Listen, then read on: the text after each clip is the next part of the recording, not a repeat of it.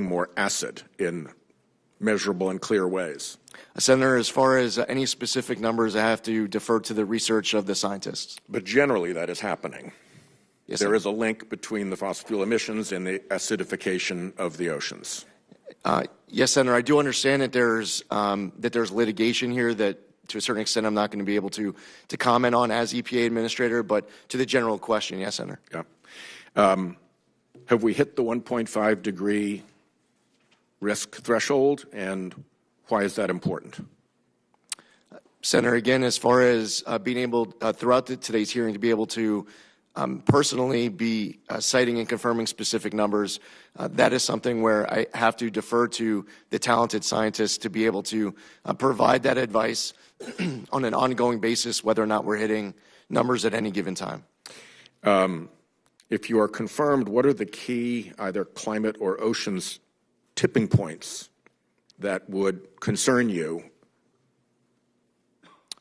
As far as the tipping point, well, Senator, I think that as you put up a map of your district, and your state, I could put up a map of mine, and we could do this across the entire country. As long as that concern exists, where there is in fact rising sea levels, and I hear it from both sides of the aisle. Senator Collins spoke about it in the context of Maine. One last question before my time runs out. I'm sorry. Are we now on a pathway to climate safety, or do we need to do more to reduce carbon emissions in order to get on that pathway? Senator, United States emissions have been going down over the course of the last couple of decades. Unfortunately, there are other countries where it is not going in the same direction. And I would say that we will have never done enough to ensure that our water and our air is clean, safe, and healthy. Whatever we do every day to achieve this objective, we need to wake up the next day looking for ways to do more. Thank you. Yes. Let me just explain to the committee, since this is my first rodeo here, what we're going to do is whoever's here at the gavel, we will then put you in line for questioning according to seniority on the dais, and then as you come in, if you come in after I gavel down, you will be placed in line for questions. Certainly, if people need adjustments, we're willing to look at that, but that's going to be the tradition of the committee that we've agreed on. So we'll go to Senator Kramer. Thank you. Thank you, Chair Capito and Ranking Member Whitehouse. Congratulations to both of you for assuming these important leadership roles, and congratulations to you as well. My former colleague in the House, Mr. Zeldin, thanks for stepping in the gap and taking on this big challenge. I know that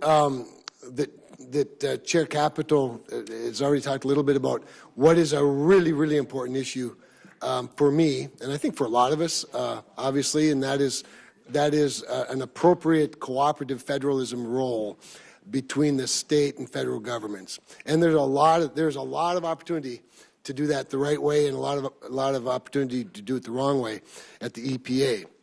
So I'm going to point to one specific case that I think you're probably familiar with, and that's, of course, the waters of the United States. And you're no doubt aware of that legal, what I call fiasco, surrounding the definition of what constitutes a waters of the United States. This has been litigation ping pong for a long time. And so the first question is a simple one. Mr. Zeldin, when you read the Sackett decision authored by Justice Alito, would you describe it as prescriptive or ambiguous as it comes to the definition of a federally jurisdictional water? It was clear and prescriptive. It was. When the decision was issued, the Biden administration officials even told me that the direction from the Supreme Court was clear, that they didn't leave a lot of ambiguity. And here's one portion that I wanted to chat with you about, because I believe it's particularly instructive should you be confirmed. Quote, finally, it is also instructive that the Clean Water Act expressly protects the primary responsibility and rights of states to prevent, reduce, and eliminate pollution, and to plan the development and use of land and water resources. It is hard to see how the state's role in regulating water resources would remain primary if the EPA had jurisdiction over anything defined by the presence of water, unquote. Now, I was tempted to bring the poster, but you know, in previous definitions, as they've gone back and forth, there's one that Sackett was based on, actually, or that would be relevant to Sackett, where the entire state of North Dakota was basically a federal wetland. We're a semi-arid state with badlands and big prairies. Should you be confirmed, it would be really good if the administrator took this decision and the legislative history behind it and start a rulemaking process post-Sackett with the assumption that states have primacy and primary responsibility for water within their states, not the federal government. How do you intend to sort of approach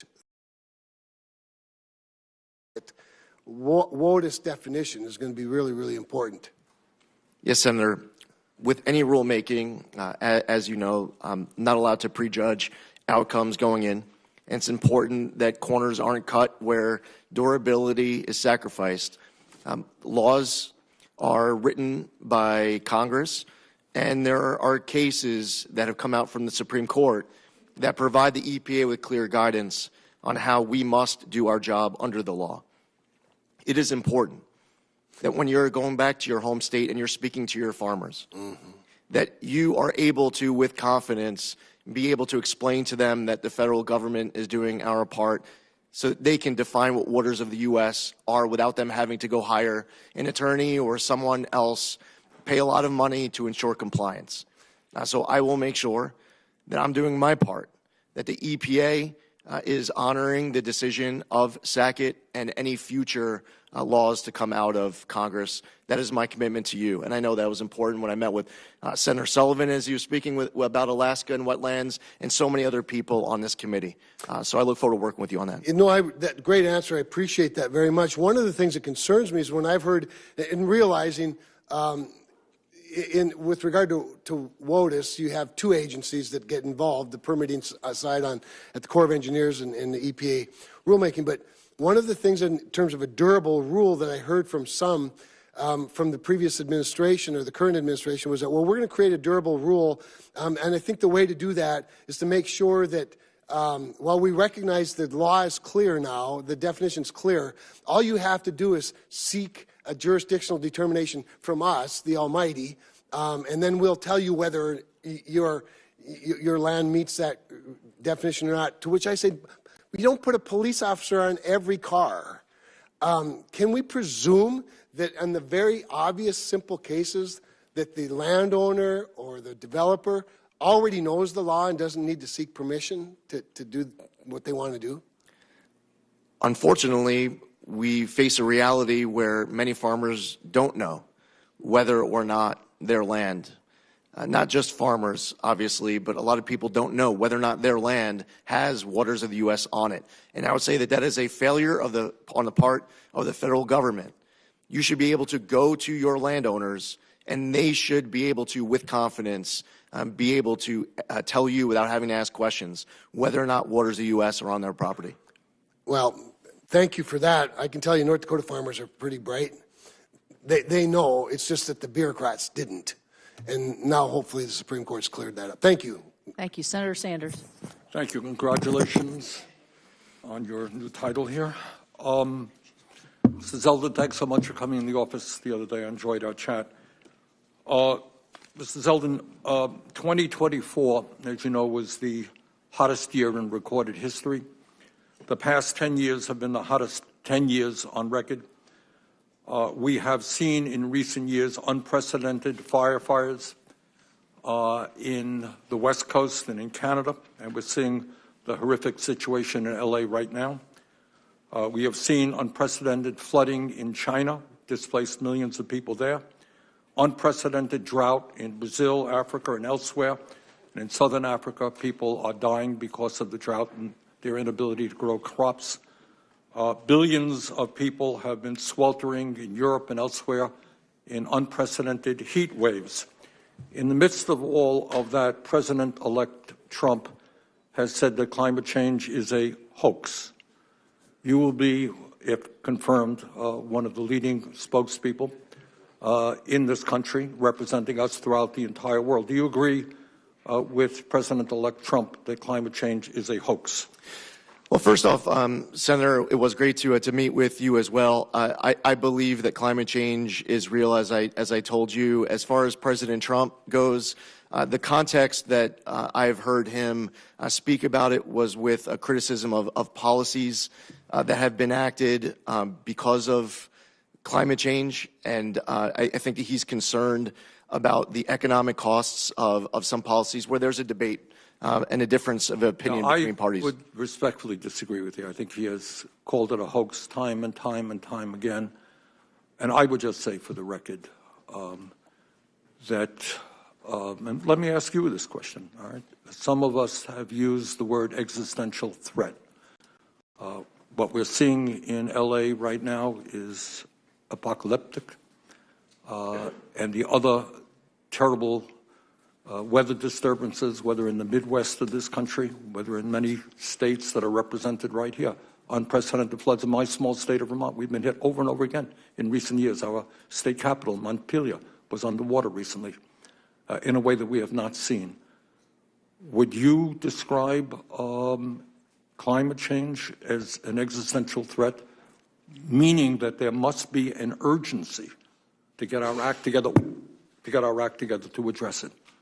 Senator, we must, with urgency, be addressing these issues.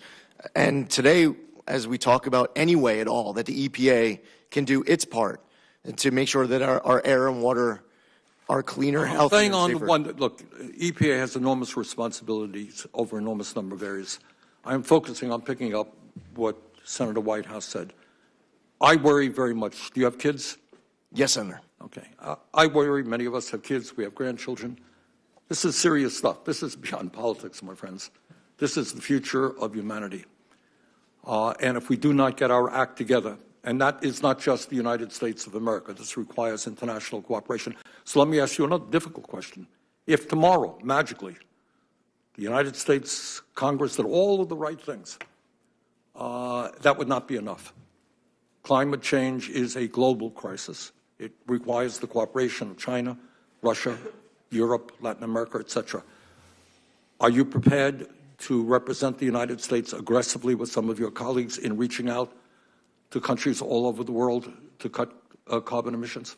Senator, it's very important for I, as administrator of EPA, whether traveling to the G7 or the G20 or elsewhere, to be reaching out to these other countries to make sure that there is a pressure on other nations to do their part as well. And it is my job to stay up at night, to lose sleep at night, to make sure that we are making our air and our water cleaner. All right. I know it's fashionable to be beating up on China. It's good politics.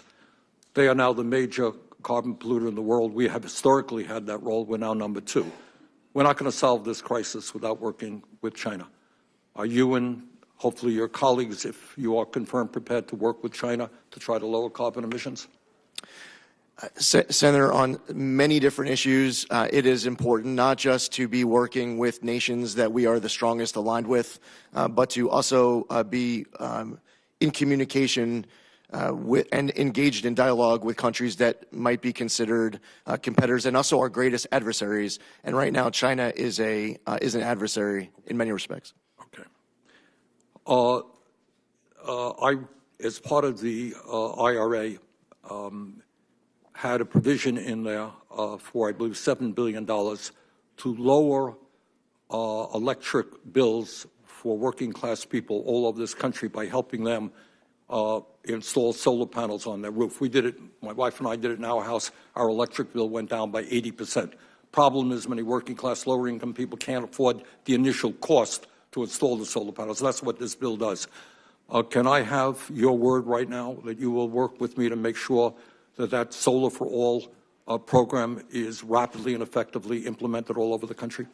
Senator, it is my obligation on this and every other law enacted by Congress that I will follow my obligations under the law. And when it comes to spending money, it is important that I have the ability to sit before you and account for every dollar that's being spent by the EPA. So I know that this is an important priority of you and solar power. Sorry. That's okay. Almost saved by the bell. That was the fossil fuel industry. I look forward to working with you on the center. Thank you, Madam Chair. Thank you very much. Thank you. Senator Curtis. Thank you. And before I begin, just a big thanks to all my colleagues on the committee, Madam Chair, Mr. Ranking Member, and all my colleagues. Really look forward to working with you on this committee, and I'm very excited to be part of this. Mr. Zeldin, I'm from Utah. In Utah, we're pretty proud of our beauty, of our natural resources. It really would be hard to find a more spectacular place in the United States. Everything from 5 national parks, arches and monuments and ski resorts. And I think because of that, Utahns have this inherent desire to take care of it, to leave it better than we found it, to make sure that we're not polluting. I can find total agreement in Utah that less pollution is better than more pollution, less emissions is better than more emissions, and that we want to leave the earth better than we found it. And you and I had the benefit of working together in the House. And I just want to use this opportunity to thank you for your support of my work in talking about climate, talking about some of these issues that are being addressed this morning. And I just, for all my colleagues who didn't see us work together in the House, I just want to emphasize how helpful you were getting Republicans talking about climate and dealing with some of these serious issues. I don't know if you want to comment on that or have any thoughts on that. Well, Senator, congratulations. I'm looking forward to serving with you in this new capacity, and I enjoyed our work together. I would say that there's a lot that should unite Republicans and Democrats, conservatives and liberals as it relates to the environment. I represented a district where people who are conservative Republicans would be able to unite with people who identify as more liberal Democrats to focus on making our environment better. That type of work together, that common ground, is what the American public are desperate for. They are looking for us to be able to find pragmatic, common sense solutions to be able to represent their interests here in D.C. Yeah, and I'll just double down. My experience is you're the right person to do that. I appreciate your efforts. Now, all of that said, let me talk about some problems in Utah. And some of that has to do with our geology and geography. And you and I, when you were in my office, we talked specifically about the Uinta Basin. 80% of the methane that is registered in the basin doesn't come from traditional fossil fuel sources. It comes from ground sources. It comes from air that comes into the region. And yet they're judged and measured on that whole 100%, not the 20% that they admit. Our geography also surrounds us with mountains. We like to call them real mountains as opposed to the hills that we have on the East Coast. And that traps in... Wow. Good way to start on the committee. I'm from the mountain state. That traps in. You want to rephrase that? That traps in all the emissions, and they're caught in that area. And so part of our discussion in my office, and I'd like to talk about today, is asking from your agency an acknowledgement that despite sometimes our best efforts, and I will tell you in Utah, government, education, business leaders, civic leaders have all come together to try to lower these emissions and meet these standards. But because of these, sometimes we can. I'd love to work with your administration to figure out how we fairly measure that. Could you comment on that? Yes, Senator. I look forward to being able to work with you and every senator on this committee. I want to make sure that our teams are working together. I sat on the other side of many of these hearings. And one of my greatest frustrations as a member of the House of Representatives was to send a letter, send a follow-up letter, send another letter, and then you're at a hearing following up on your third letter, and the person who's testifying before you is acting as if they haven't received your first, second, or third. That collaboration is very important so that when I'm sitting here before you, that I am able to be accountable to all of you.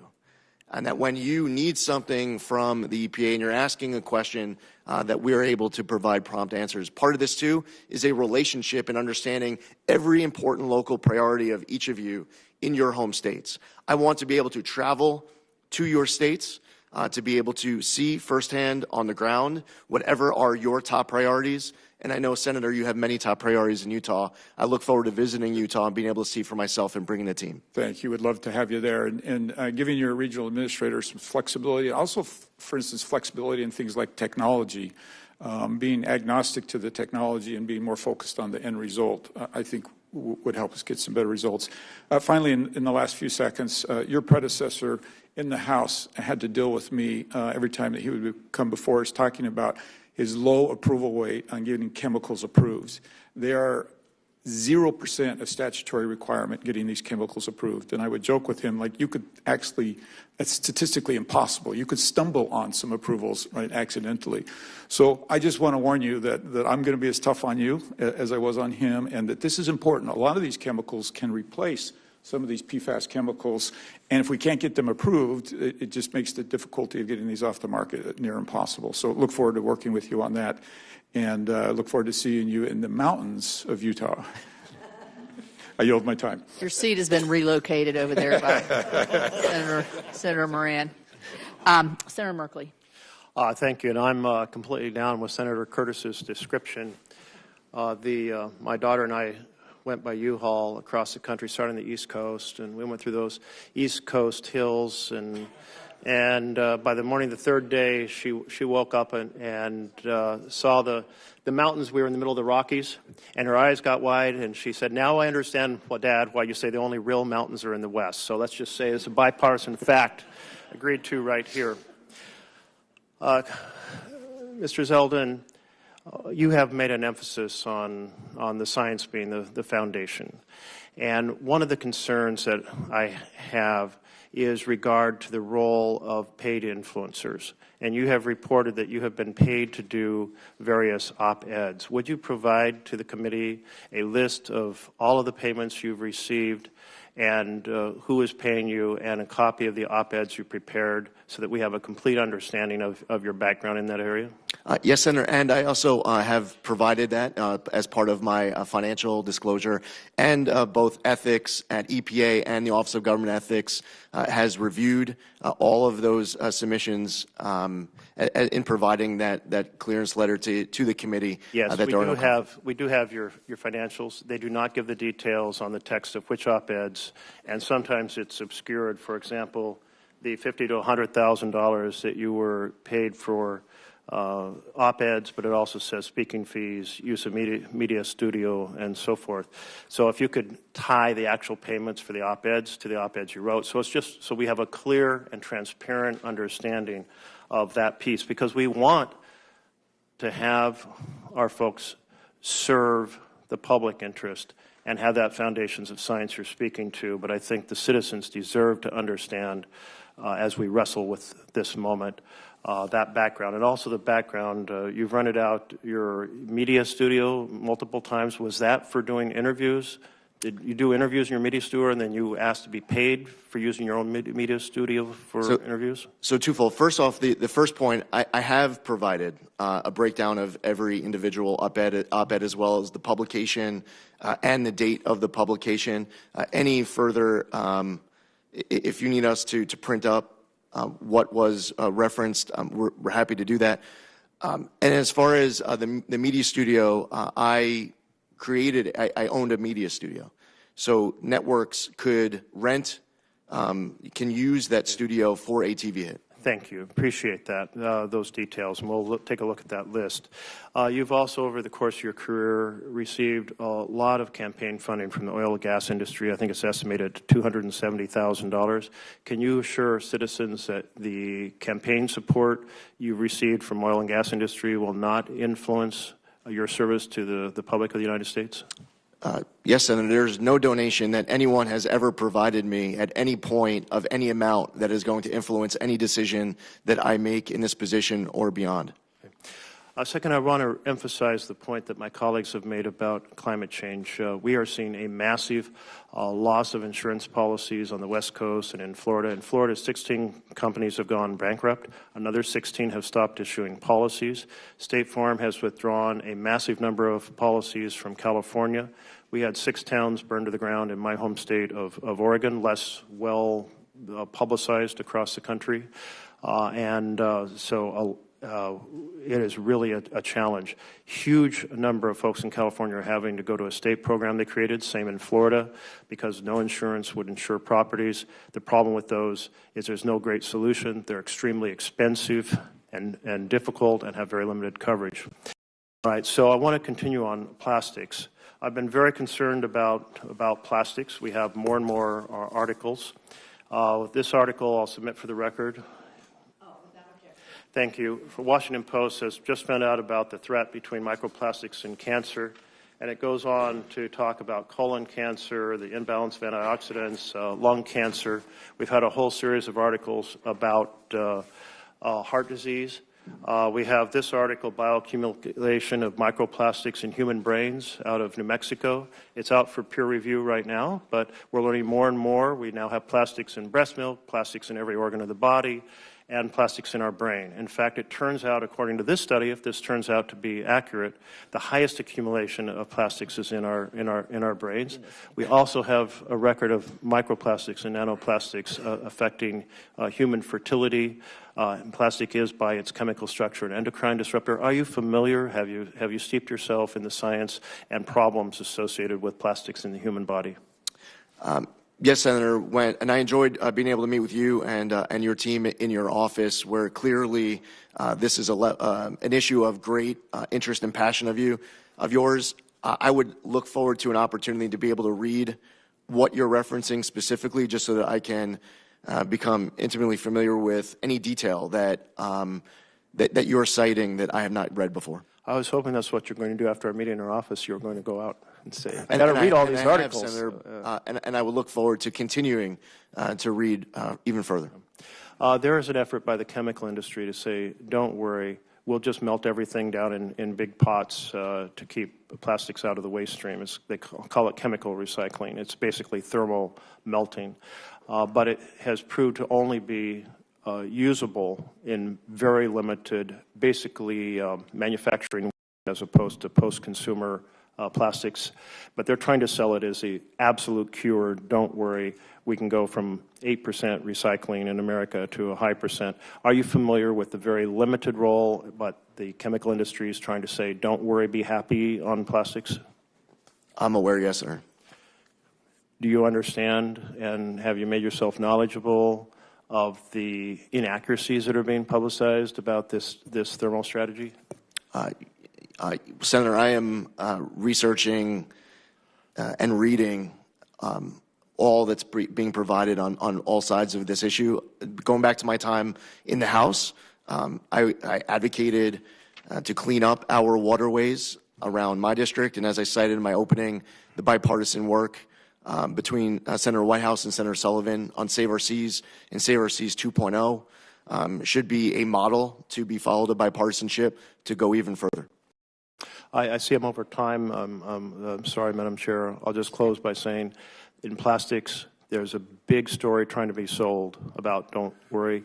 It'll be your responsibility to make sure you speak the truth to the American people. Thank you, Senator. Senator Sullivan. Thank you, Madam Chair, and I want to congratulate you and the ranking member. It's a great committee for our new members. We get a lot of things done here, usually very bipartisan. We have some differences, but that's okay. Mr. Zeldin, it was great meeting with you. Congratulations to your family as well. Thanks for your service. It's not always easy, we know. You know, Alaska, we love our clean water, clean air. We don't think, we know we have some of the cleanest air and water in the world. We're proud of that. We don't always think the EPA has helped in that regard. It's more state actions. So I want to begin by getting you to commit to me to come up to Alaska with me, bring your family. We can do some fishing maybe after you see all the important elements of Alaska. Big mountains, no offense to Utah, but real big mountains. So we have a little fun on state size in this committee. But can I get your commitment to do that? Yes, Senator. And unlike predecessors of mine who attempted to try to negotiate an August trip, I would want to go when it's as cold and dark as possible. Yeah, well, it's happening right now. We have communities in Alaska that are hitting 30, 40 below zero. And so we'd love to have you in the winter and summer. So Senator Ricketts looks like he wants to come with me, so I look forward to it. Love to have him. Second, I really appreciate the shout out to me and Senator Whitehouse on the Save Our Seas Act, Save Our Seas 2.0. That was the most comprehensive ocean cleanup legislation in the history of the country. Those were both signed by President Trump. You might want to ask Senator Whitehouse at some point about the signing ceremony that we had in the Oval Office with President Trump on Save Our Seas 1.0 was Commerce Secretary Wilbur Ross and others. It was great. So can you commit to me to work with this committee? I think we already have President Trump's commitment to continue the progress we've made on ocean cleanup, plastics cleanup. It's good bipartisan work. The Trump administration and the president himself is very committed, and so are we. And we're already working on 3.0. We got to focus on the implementation of SOS 2.0, though. Yes, Can we sir. get your commitment on that? Yes. Great. Well, look, I want to go back to Senator Kramer's issue of, in your opening statement about honoring cooperative federalism. And as you know, our Clean Air Act, our Clean Water Act laws from Congress contemplate a scheme of cooperative federalism that provides an active, in some case, primary role for states on these laws. Will you commit to doing to that? Because it's a really important issue for my state. Yes, Senator. So one of the areas where we haven't seen cooperative federalism at all is the way in which the EPA in my state has a history of enforcing the laws. And no offense to my Democratic colleagues, this is always with Democrat administrations. The Obama administration did what they do is they come in with giant, heavy armed agents, body armor, helicopters, like it's shocking. We had a raid on some placer miners in a place called Chicken, Alaska, under President Obama. Over 30 armed agents, body armors, to do what? Do compliance on the Clean Water Act. They didn't find one violation. They scared the hell out of the miners, okay? Then, not to be outdone, the Biden administration has done these raids on small mechanic shops in Alaska. They bring up EPA agents from all over the country, 30 armed agents kicking in doors in mechanic shops in Alaska. By the way, my state believes in the Second Amendment. Most of my state is armed. This is very dangerous because some of these agents could get shot when they're coming in. So what's happened is you don't have cooperative federalism. You have rogue EPA agents who are going to enforcement before they talk about compliance. On any of these issues, they could have gone to these mechanic shops. They could have gone to the miners saying, hey, we think you may be violating the Clean Water Act. Can you work with us? No. These guys come. They had 40 agents, all of them armed, raiding these mechanic shops. It is just an outrage. Can I get your commitment to focus on compliance rather than jumping to armed enforcement? And secondly, look, I believe in an armed citizenry.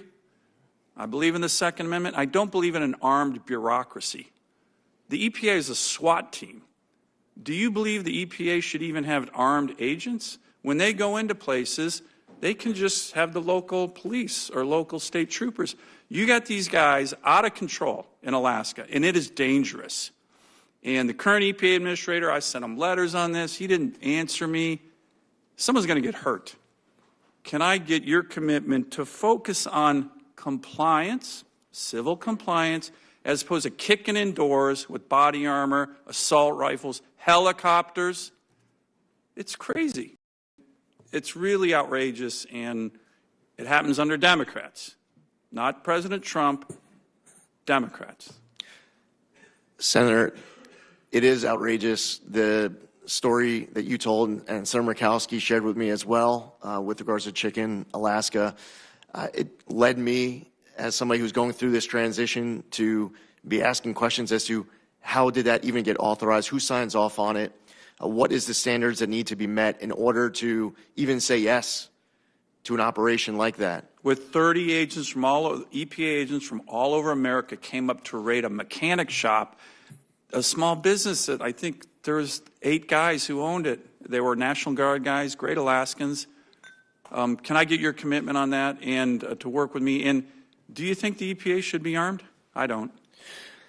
Senator, if something requires an enforcement action on a prosecutorial front, that is working with the Department of Justice. Congress has enacted laws where enforcement is part of the effort. On the compliance front, there are people and entities owning property where there is mitigation that needs to happen and where they want to work with the government to mitigate that situation on their property. We should be working with them to make that happen. Great. All right, Thank thanks. you. Senator Kelly, thank you. Thank you, Madam Chair. Mr. Zeldin, congratulations on your nomination, and thanks for coming by my office a couple weeks ago. As we discussed, Arizona has some unique challenges that we need some help from EPA leadership on, and we need to work with you as a collaborative partner to help us address some specific air quality and water quality challenges that we're facing, and to do this in a way that does not disrupt our state's growth. We're a rapidly growing state. So let's start with air quality.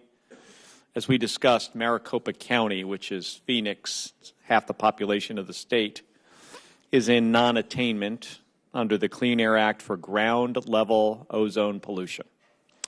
Now, under the Clean Air Act, the way the law assumes air quality can be improved is by reducing emissions from stationary sources of emissions, like big manufacturing. Might make sense in some parts of the country, certainly in more industrialized areas, the Rust Belt, the East Coast, but it doesn't make sense in Phoenix. And the reason is we're a really young state, and we don't have a history of this heavy manufacturing. And manufacturing, by the way, is not the source of our air quality challenges in Maricopa County. EPA's own modeling shows that 80% of the ozone-forming pollutants in the Phoenix area come from either natural sources like wildfires or sources outside of the region, like California and Mexico. Now, this means that the typical EPA playbook for how to improve air quality and protect public health is not going to work in Phoenix. It's just not. So we need partnership and collaboration with the EPA headquarters and EPA Region 9 to address these challenges. And we've been working closely with state and local officials and our business community on this. And there are specific actions that we're asking for EPA partnership on. So I'd like to ask for your commitment to working with us on these issues. I'm going to go through them. There's like 4 of them. First, we have several new source review permits currently under review by the Region 9 office. If confirmed, will you commit to ensuring that those permits are prioritized for review? Senator, your priorities will be mine. We'll make sure that we follow the law, but making sure that this is top of the list. Thank you. And second, Maricopa County has submitted 2 local rules, which are called Rule 204 and 205. We spoke about those in my office that would provide alternative pathways for generating offsets for new permits for new manufacturing facilities. So remember what I said, we don't have the heavy manufacturing that's shut down that would generate a permit. So these rules have some other ways to do that. So both rules are still pending final approval, although I understand that Region 9 and Maricopa County have been meeting weekly on this to resolve some outstanding issues. But, Mr. Zeldin, will you commit to ensuring this coordination between EPA and the county can continue with the goal of having both rules approved as soon as possible? Senator, while I can't prejudge outcome as far as approval goes on anything, you absolutely have my commitment to be able to work with you, those local partners, to come to Arizona. You also mentioned the Yuma example as well. And as you pointed out, you come from a state where, in a place like Maricopa, you don't have a lot of these sites shutting down. You have more coming in, which is a good problem to have in one way, but you definitely need that partnership with EPA. Yeah, it's challenging in the other way. Right. And that's what we've got to figure out. Third, as I noted, we're still trying to understand the long-term reasons our air quality is getting worse and how to resolve that challenge. Will you commit to help Maricopa County develop some better models to understand why our air quality is getting worse in Maricopa County and help us find some solutions to address this long-term? Yes, Senator. And fourth, in that same vein, we know that emissions from Mexico are a serious contributor to our air quality challenges throughout Arizona. Will you commit to having the EPA Region 9 and the EPA Office of Transportation and Air Quality work with our local officials to ensure that our attainment plans account for cross-border pollution? Yes, Senator. I also heard this concern from both Senator Schiff and Senator Padilla as it relates to Tijuana and the southern border of California. This is clearly an issue across states. I look forward to working with you on this issue. And then finally, will you also commit to working to find solutions to ensure regions throughout the western United States aren't penalized for emissions created by wildfire smoke? Yes, Senator. Thank you. Thank you, Senator Ricketts. Thank you, Chairman Capito, and congratulations again to Chairman Capito and Ranking Member Whitehouse on your new roles. And you mentioned our new member, Senator Curtis, but we also have a new member, Senator Schiff, with us as well.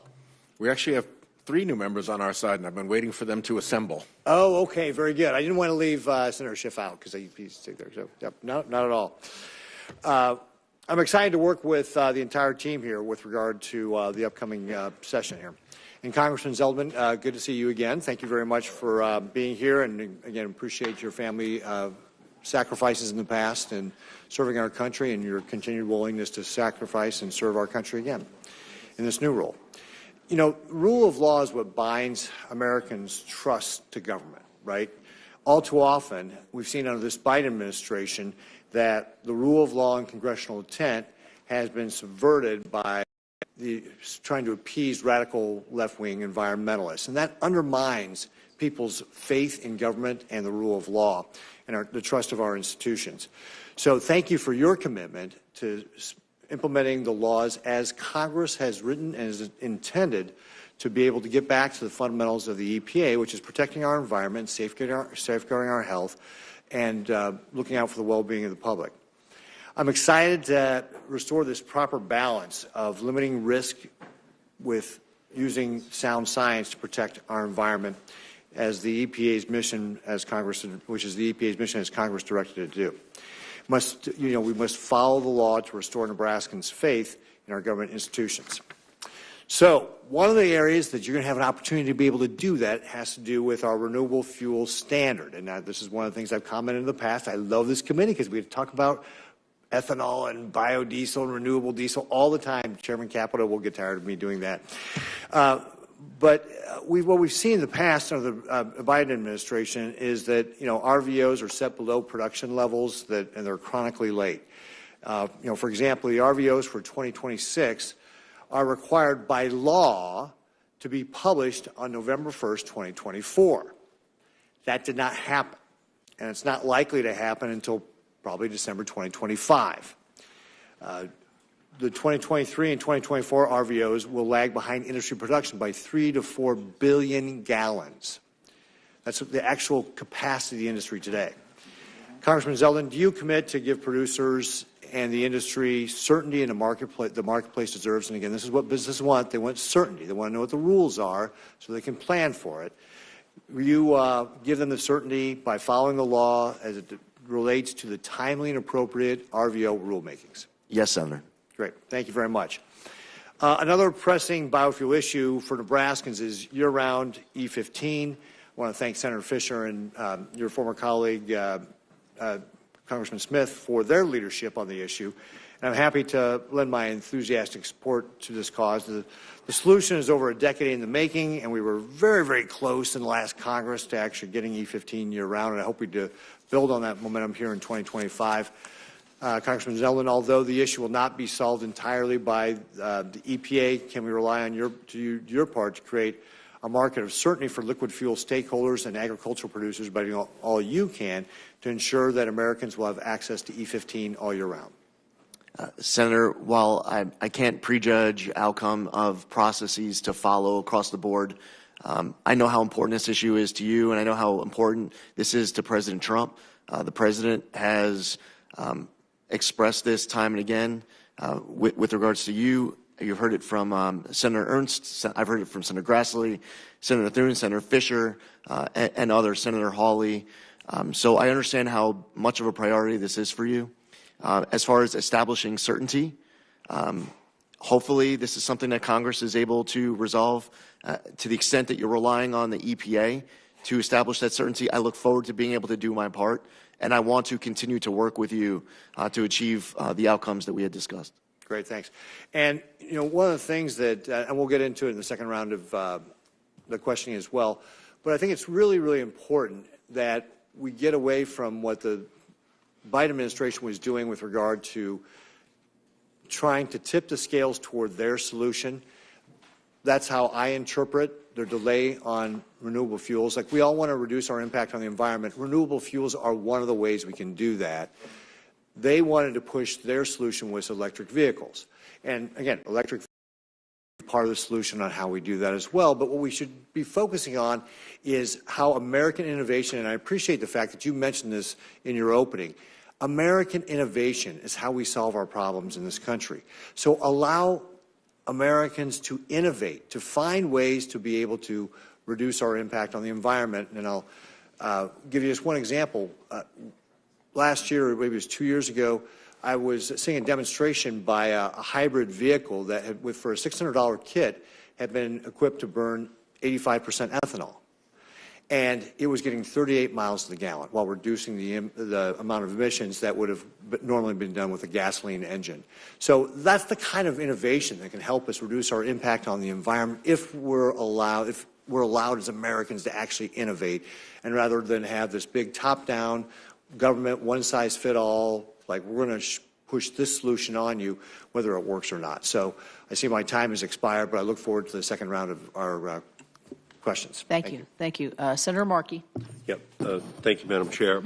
Congressman Zeldin, in 2016, in a congressional debate, you said, quote, "There are many different ways that we can be better stewards of our environment. The key is to reduce our reliance on fossil fuels, to become more environmentally friendly, and to pursue clean and green energy." Do you still believe, Mr. Zeldin, that it's our job to reduce our reliance on fossil fuels? Ideally, Senator, to the extent that, first off, I support all of the above energy. No, I didn't ask you that. I said, do you believe it's imperative that we, using your words, reduce our reliance on fossil fuels? Do you still believe that? In considering all factors, in an ideal world, we would be able to pursue always the cleanest, greenest energy sources possible. Well, I'm not hearing you say that you agree with Lee Zeldin in 2016. So that means that we're in a completely different context than for your nomination hearing. Do you see the fires in L.A. right now? Did you see the storms ripple through Georgia and through North Carolina? The threat of climate change hasn't gone away since you said that in 2016. And I'm just worried now your change of tone is politics and not the science, which you apparently did believe at that time. Let me ask you the next question. Do you also accept that under the Supreme Court's ruling in 2007 in Massachusetts versus EPA and in 3 subsequent cases that the EPA is obligated to regulate greenhouse gases as air pollutants from motor vehicles, power plants, and other industrial sources as, quote, the Supreme Court said in their decision, may reasonably be anticipated to endanger public health or welfare? Do you accept that as a mandate, Mr. Zeldin? Authorized. Yes, Senator. You do? Authorized to, Senator. Authorized to.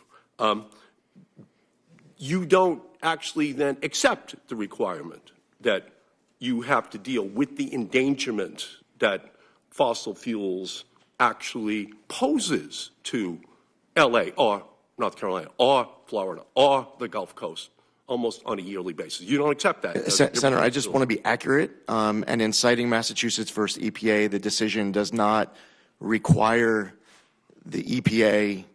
It authorizes. If you find there's an endangerment, you're obligated. Do you feel it's an obligation? Yeah, but it doesn't say that you are obligated to, and that's it. There are steps that the EPA would have to take in order for an obligation to be created. I'm just going off the actual text. Right. Of well, the again, Court legislation. Do you think we're in danger in L.A.? Do you think the people in North Carolina and the Gulf Coast were in danger? Are they in danger? Absolutely. For people who are having their right. homes burned down. Then you have an obligation to deal with that and to do something. Senator, I'm not hearing your job at you see your job at the EPA as doing something about it. You know, we're watching firefighters run towards the flames in Los Angeles, and the EPA is responsible to keep the fiery embers of climate change under control. Power plants, cars, industry. Are you going to fight those dangers, Mr. Zeldin? Are you going, as you said, in 2016, or are you going to fan the flames of destruction on the demand of the fossil fuel industry, which you now refuse to actually hold responsible for the rapidly warming country that we're living in? Senator, there's a few things there. First off, as far as the Supreme Court case goes, it was not a decision of the Supreme Court that if there was a fire in 2025 in California, that if that fire creates a danger to people who are having their homes burned down, that the EPA is then that triggers the EPA to regulate carbon dioxide. There's just more to that. I'm just trying to be accurate. It's pretty simple. It says the EPA is supposed to be the environmental watchdog and not a fossil fuel lapdog. That's what it says. But it doesn't actually say that, Senator. It's supposed to have families be able to sleep at night knowing their air is clean and the water is safe and their future is protected. And it just should not leave people up at night wondering if they are going to have danger that comes into their family's existence because of polluters. That's the job. And between 2016 and today, something has happened that you're not willing to just come right out and say that fossil fuels is the central culprit that has been ultimately created by human beings that the EPA's job has as a responsibility to reduce. And you refuse to actually take that central responsibility. Thank you, Madam Chair. Senator Bozeman. Thank you, Madam Chair. And again, congratulations to you and Senator Whitehouse. You all are going to be a great team as usual and a great example, I think, for the rest of Congress. Look forward to working with you.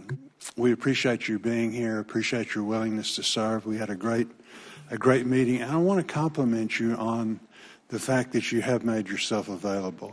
I know you've worked on that really hard.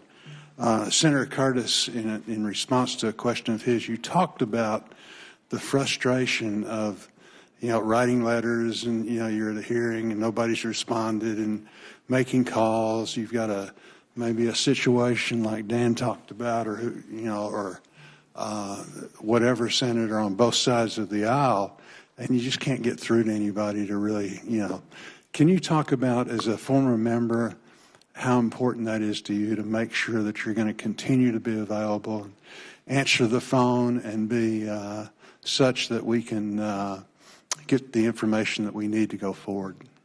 Senator, I want every member of this committee to have the ability to contact me, to be able to share directly your concerns and your ideas.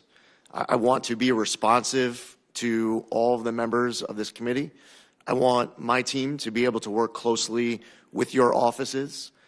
I want to know what all of your priorities are at any given time.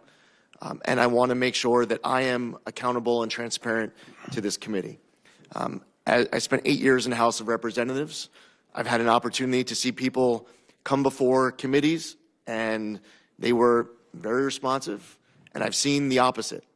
And it is important more often than not. You know, especially with your great chair, and she has a great team to make sure that the EPW committee on both sides of the aisle, with Senator Whitehouse and Senator Whitehouse's team, I want to make sure that there is a very strong relationship between this committee and the EPA. Very good. I have the privilege of serving my colleagues as chairman of the Ag Committee, which is the direct oversight of EPA's Office of Pesticide Programs. I understand you and Agriculture Secretary nominee Brooke Rollins have a good working relationship. As issues affecting agriculture arise, I found farmers and ranchers are best served when the EPA and the Department of Agriculture are working together. Can you tell us about how you envision EPA and USDA working together to create a predictable, science-based, and efficient regulatory system to ensure the timely availability of products and tools farmers and ranchers depend on to produce the safest, most abundant, and most affordable food supply in the world? I agree with everything that you just said, Senator. That must be our goal. That should be the relationship between all agencies, including the interaction between the EPA and the USDA, in a way that you are able to go back to all of your constituents and to be able to talk about that progress that has been achieved as a result of these agencies working together. Very good.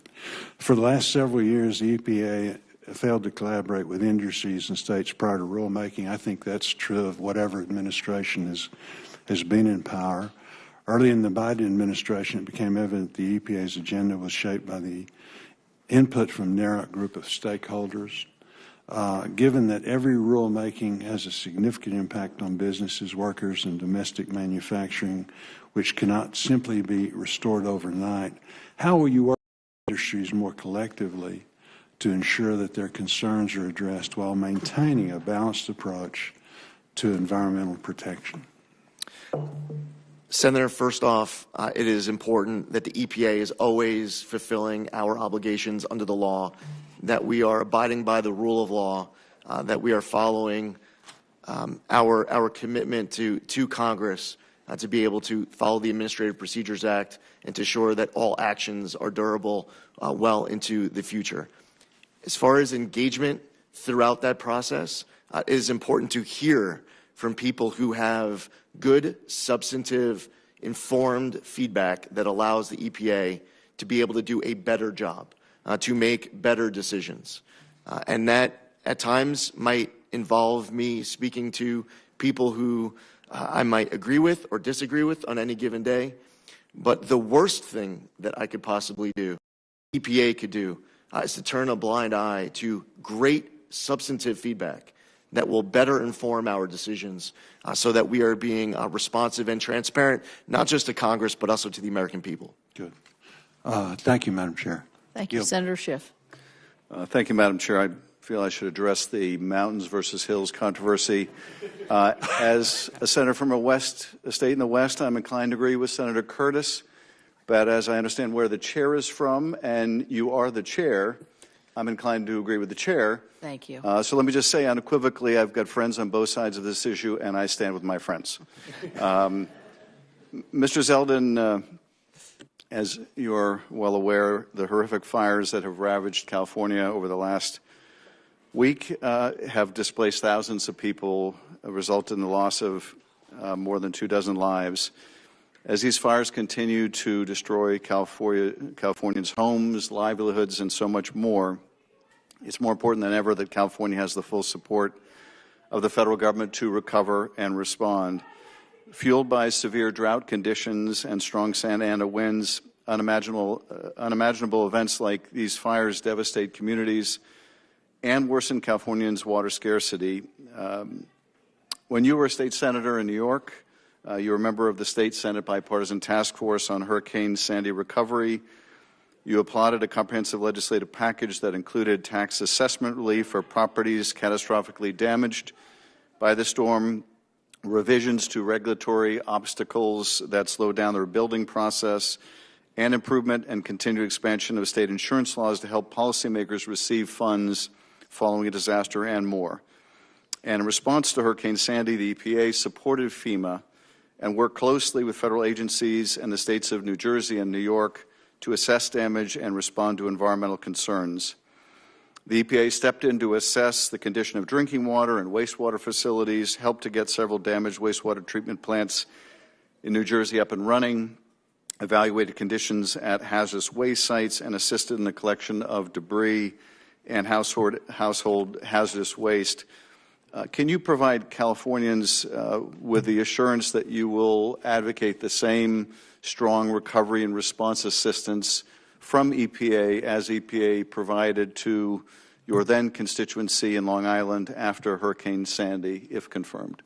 Senator, first off, congratulations on your election. I look forward to working with you on this committee. And we all, from the rest of the country, have been watching what is playing out for your constituents. And many of us know people who have been impacted and they've lost everything. It's hard to it's impossible for us to put ourselves in the shoes of your constituents right now. I, if confirmed, not only know everything in my power to be able to do as EPA administrator to assist you in fighting for your constituents who have been devastated by these wildfires, but I would want to, in fact, do everything in my power to be able to assist, to make sure that this recovery is as speedy as possible. I would like to come to California to speak to those on the ground, hear any concerns that we need to take back with us to Washington, and to assist both you and Senator Padilla and your House colleagues to be able to fight for these constituents who have lost everything. Thank you, Mr. Zeldin. We will welcome you to the state and look forward to your visit. After the Maui fires in August 2023, EPA crews removed more than 200 tons of hazardous materials from 1,400 plus properties in the fire-impacted areas. The EPA also deployed water emergency team members to provide on-the-ground guidance and technical assistance for stormwater, wastewater, and drinking water for the county of Maui. Do you commit also to prioritizing similar assistance for California to ensure that local water supplies are tested, treated, and restored to safe drinking water standards, just as EPA stepped in to do after the horrific Maui fires? Senator, I would want to do everything in my power, if confirmed as EPA administrator, to be able to assist with that as well. And I assume, Mr. Zeldin, your response will not depend on whether disaster strikes a red state or a blue state. You will equally work to speed relief to those Americans affected. Yes, Senator. It does not matter what kind of a state you're from. All 50 states are going to be of the highest importance, regardless of where a disaster ever strikes anywhere in America. Thank you. Let me touch on one other major issue that we discussed yesterday. That's the Tijuana River pollution crisis. This crisis has brought immense industrial waste and raw sewage over the border from Mexico into California, posing serious environmental and public health challenges to San Diego and Imperial County. We've had beaches shut down. We've had sealed training facilities deeply impacted. Coast Guard and Customs and Border personnel have routinely reported suffering from infections and gastrointestinal illnesses. Thanks to the work of Senator Padilla and Representative Scott Peters and others, we were able to secure $250 million in disaster supplemental relief in December.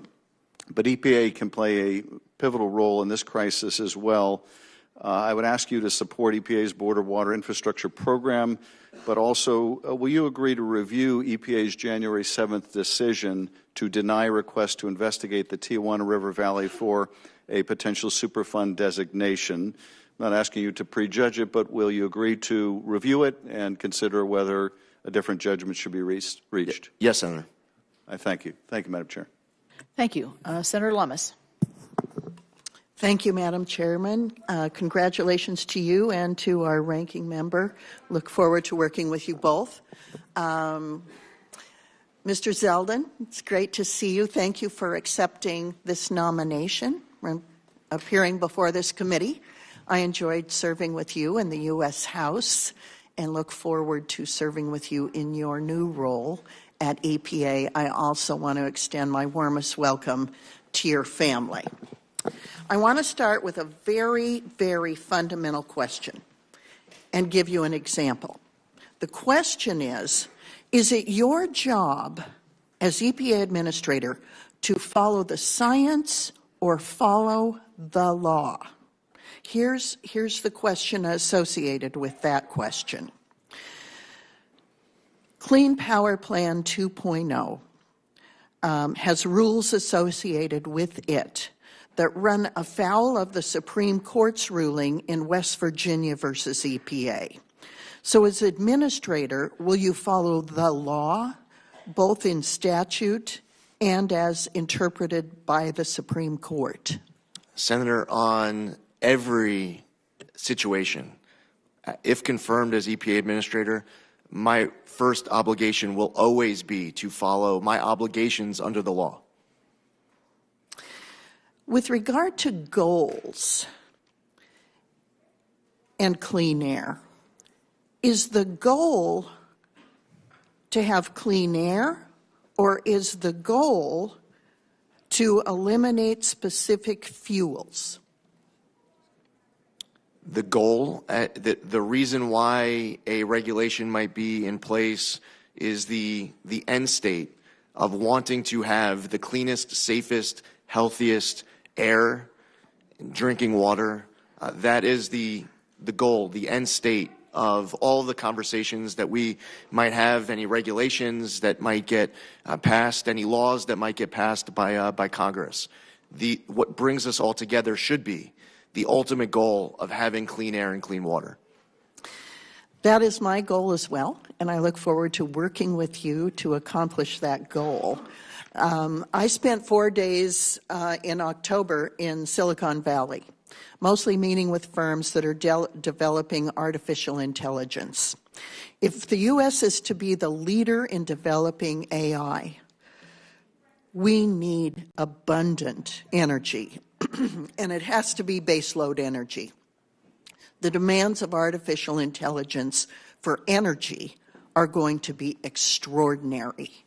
And so our goal, as you and I agree, is to provide that additional abundant energy so the United States can remain the leader in the world on the development of artificial intelligence, provide that additional energy in the cleanest way possible. And in some instances, that may involve finding the absolute cleanest way to continue to use fossil fuels.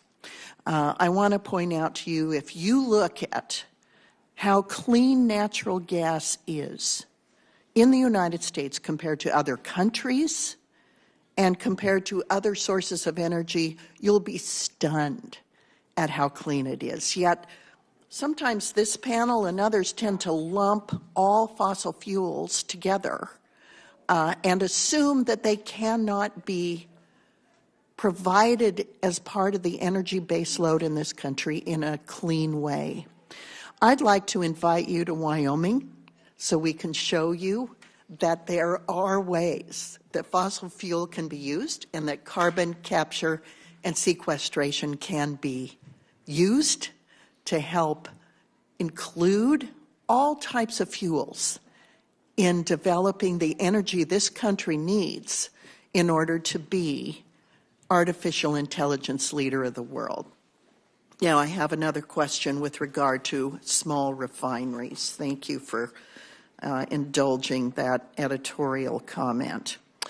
Are you aware that there are more than 100 petitions for hardship relief that remain to be decided by EPA, some dating back more than 5 years with regard to small refineries? And if confirmed, can we work together to outline an expedient timeline for reaching decisions? Yes, Senator. Thank you. I want to include a couple of other questions that I think are of significance with regard to PFAS. And I'm running between two hearings, so excuse me if I'm being repetitive.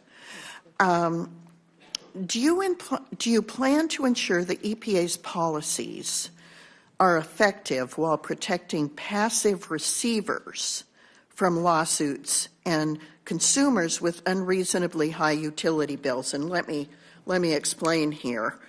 The Biden administration's plan to designate legacy PFAS as hazardous substances under CERCLA can impose liability on entities like municipal water systems that did not produce or knowingly handle these chemicals. So these entities are called passive receivers. I know that it's true at airports. They have PFAS issues as well. And so these passive receivers are now vulnerable to lawsuits that literally could bankrupt small local governments across the nation. My concern is that, of course, we address PFAS issues, but not in a way that submits small local municipal water systems and airports to litigation. Senator, thank you for raising this issue, and I've heard it from your colleagues on this committee on both sides of the aisle during my meetings. It's something that is a big issue to you, and it will therefore be a big issue for me. And I also saw it in my home county of Suffolk County, where we had PFAS issues. The passive receiver issue is something where it could get passed down to the consumer, where they end up paying for the cleanup costs in a way that we need to be cognizant of at the EPA. Thank you, Mr. Zeldin. Thank you, Madam Chairman. I'm sorry I ran over. No, good. I am pleased to welcome one of our newer members, Senator Also Brooks, and I would welcome you and remind you that you have very large shoes to fill with Senator Cardin leaving from the great state of Maryland, and I'm sure you'll be able to do that. So welcome, and it's great to have you on committee. Thank you so much. First of all, I'd like to just say thank you so much to Chairwoman Capito and Ranking Member Whitehouse for your leadership on this committee and for holding today's hearing. I agree with you that we miss Senator Ben Cardin, but I am excited to be able to join this committee. EPW has jurisdiction over many issues that are important to Marylanders, and I look forward to working with both of you as well as all of our colleagues on this committee to address the environmental and infrastructure challenges that we face in our states. To Mr. Zeldin, congratulations again to you and to your family on your nomination, and thank you as well for your willingness to serve and for appearing before our committee today. I appreciate it. I very much enjoyed meeting with you and having the opportunity to speak with you. And so I suspect that my questions will come as no surprise to you based on that conversation. And in the interest of time here, I'd ask that as much as possible that you would answer yes or no to the following questions. Now, while in Congress, you worked to ensure that EPA's efforts to restore the Long Island Sound were successful, including advocating for federal funding. Like Long Island Sound in New York and Connecticut, the Chesapeake Bay is an economic driver in Maryland and across the Bay watershed. The Bay is the nation's largest estuary and is one of the most productive fisheries in the United States. And so I ask you whether you would agree that restoring and protecting our nation's estuaries and watersheds is a shared responsibility between the states and the federal government. Yes, Senator. Furthermore, if confirmed, will you advocate for robust federal funding for regional restoration efforts across the country, including the Chesapeake Bay and for the National Estuary Program? Yes, Senator. Ultimately, it will be up to Congress to decide on funding levels, and it'll be my obligation to make sure that money is spent to Congress's intent. Thank you. Now, the EPA has said that no amount of lead in drinking water is safe. And lead in drinking water is particularly dangerous for children. The bipartisan infrastructure law, which you oppose as a member of Congress, made historic down payments on lead pipe replacement to ensure that communities across America have access to safe drinking water from lead contamination. If confirmed, will you build on the success of the bipartisan infrastructure law and support additional funding for lead pipe replacement? Senator, Yes, to the same answer as my last question. Ultimately, it's going to be up to Congress to decide what the policy is, what the law is, what the funding level is. My commitment and my obligation will be to make sure that funding is spent to Congress's intent as laid out in those appropriations. But you recognize that lead in water is a problem, particularly for children. Yes, Senator. And would you be able to commit to not cutting funding that would aid in replacement of these lead pipes? Senator, if confirmed as administrator of the EPA, won't be cutting any funding. That's a decision as far as funding levels for Congress to set. Whatever funding level Congress decides upon is going to be the letter that is going to be the number that I am committed to fulfill my obligation of being a good steward of the tax dollars and spend to Congress's intent. Okay. Now, the unofficial Department of Government Efficiency, led by Elon Musk, has proposed laying off 75% of government workers. Across the federal government, their plan would result in more than 1.7 million civilian employees being laid off, including almost 500,000 veterans. If the Trump administration follows through on this proposal, that would mean more than 12,000 employees at the EPA would be laid off, and many of these are hardworking, dedicated public servants who live in Maryland. Do you support firing 75% of EPA employees? Senator, offhand, I'm not even aware of a single person being fired during the first Trump administration at the EPA. That's not the same for other agencies. And by the way, there might have been someone. I'm just, haven't been told about it. I want to make sure that my job as EPA administrator is to increase productivity, is to make sure that we are efficient and accountable and transparent, that we are to you, not just myself as administrator, but our entire team, for us to be in the office, collaborative and productive. All right. In a similar vein, I'd ask you about another issue, and that is moving EPA headquarters outside of Washington, D.C., and wonder whether or not you agree with that effort and the effort of moving them out of Washington, D.C., or whether you would oppose it. Senator, no one has expressed to me in any setting since I was announced as nominee or before that of any plans with regards to moving the EPA headquarters out of D.C. I have not been involved in any conversation. I'm not aware of any conversation. That's the time I have. Thank you so much. Senator Graham. Thank you. Congratulations. I think you're a really good choice. You're a lieutenant colonel in the Army Reserves, is that correct? Yes, Senator. What do you do? I'm currently an international law officer for a civil affairs command based in Fort Wadsworth, New York. So you're a JAG officer? Yes, Senator. So if Pete Hexpa gives you a hard time, call me. Right. Yes, Senator. You got it. So Senator Whitehouse and myself have been working on climate issues for a long time, and I saw that you were chairman or a member of the Bipartisan Climate Solutions Caucus. Is that correct? Yes, Senator. Why'd you do that? I represented a district where I was hearing from constituents on both sides of the aisle of how important it is that I was doing everything to fulfill their priorities, their policy pursuits. It matters to your constituents. Your constituents concerned about the environment. Very much so, Senator. Okay. Well, and I think they're right to be. In terms of fires, and God bless the people of California. We want to help them as much as we can, quick as we can. Helena came through South Carolina, North Carolina. It's just very tough. Let's help people. Is it okay to try to look at lessons learned when you look at disasters?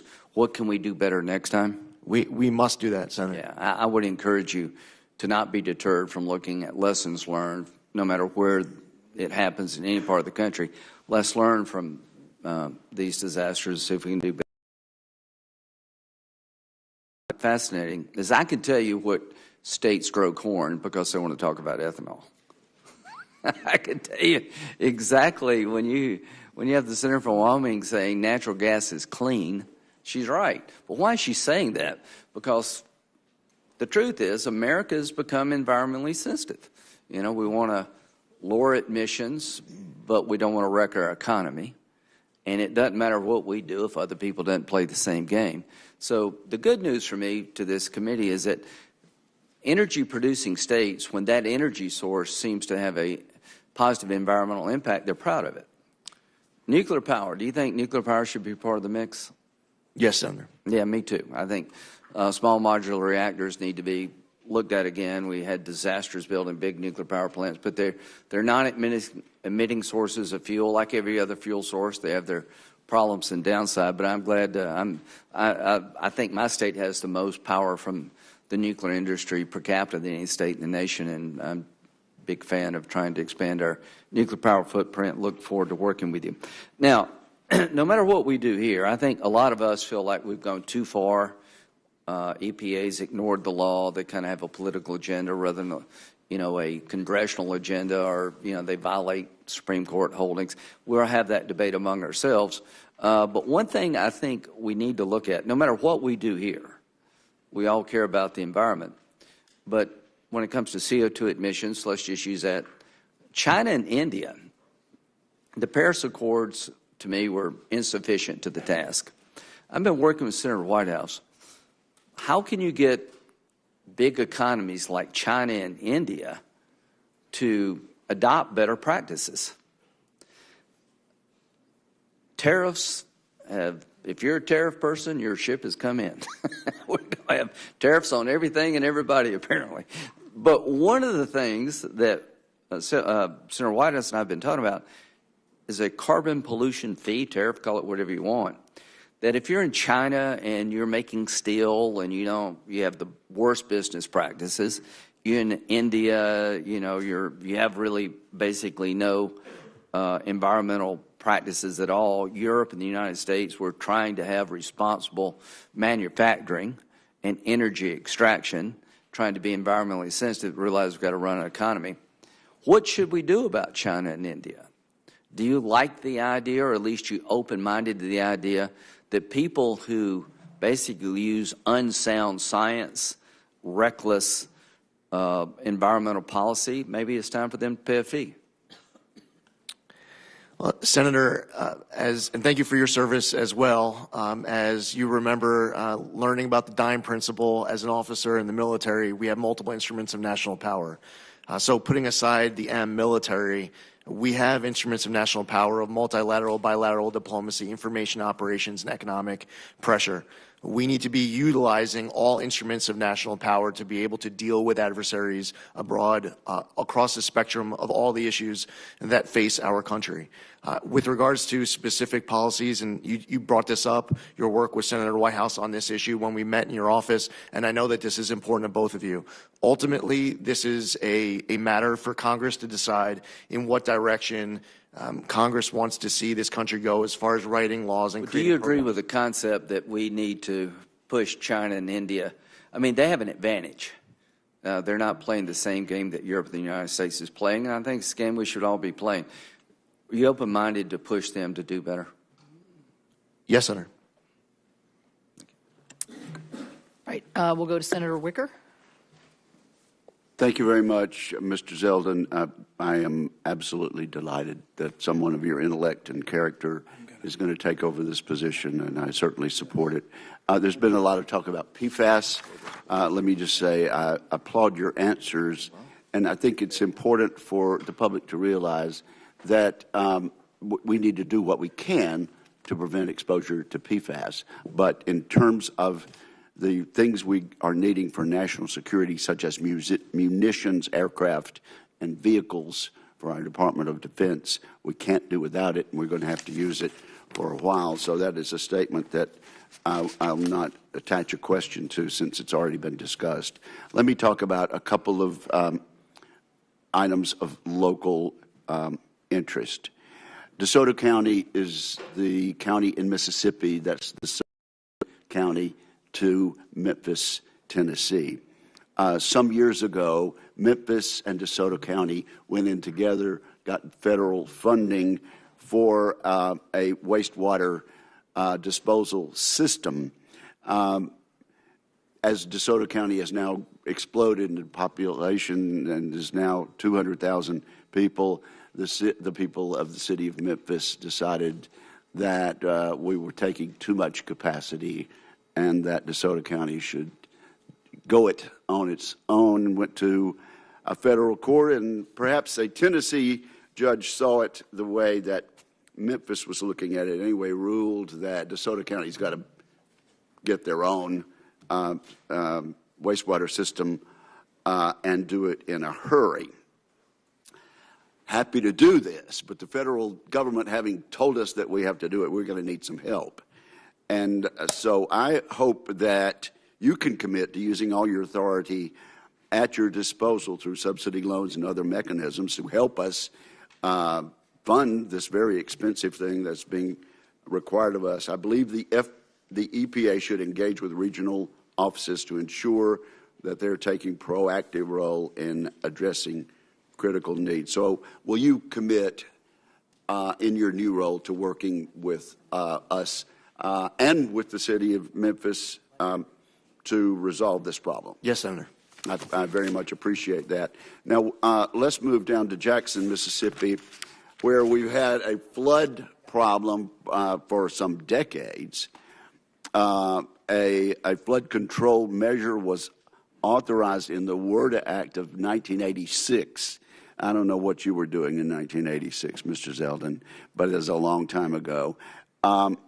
This initiative has undergone several revisions, and at my urging and my almost weekly and monthly exhortations, we are nearing final approval of the Pearl River Flood Control Project in Jackson, Mississippi. The local sponsor backing the project, which is the Rankin-Hinds County Pearl River Flood and Drainage Control District, has diligently addressed all the environmental concerns. I hope we get approved in this calendar year, but I don't want decisions made in some room where our guys are not there to at least put their point of view in. So would you agree that local sponsors should be involved in discussions, scheduled meetings, and activities related to finding solutions as we go forward in the final stages? Yes, Senator, and I would like to travel to your state and meet with these individuals and these groups who you want to make sure I hear their feedback from. Good. Well, I can assure you it's bipartisan and just about as broadly based as possible. Now, let me just mention something, and I don't know that that you can make any promises to me because this is before the Supreme Court, but I just want to say on the record, there is a good neighbor rule that's come out of the Biden administration, and it has somehow concluded that my state of Mississippi, under a population of under 3 million, is somehow to be penalized for downwind ozone pollution from Mississippi to Dallas-Fort Worth and Houston.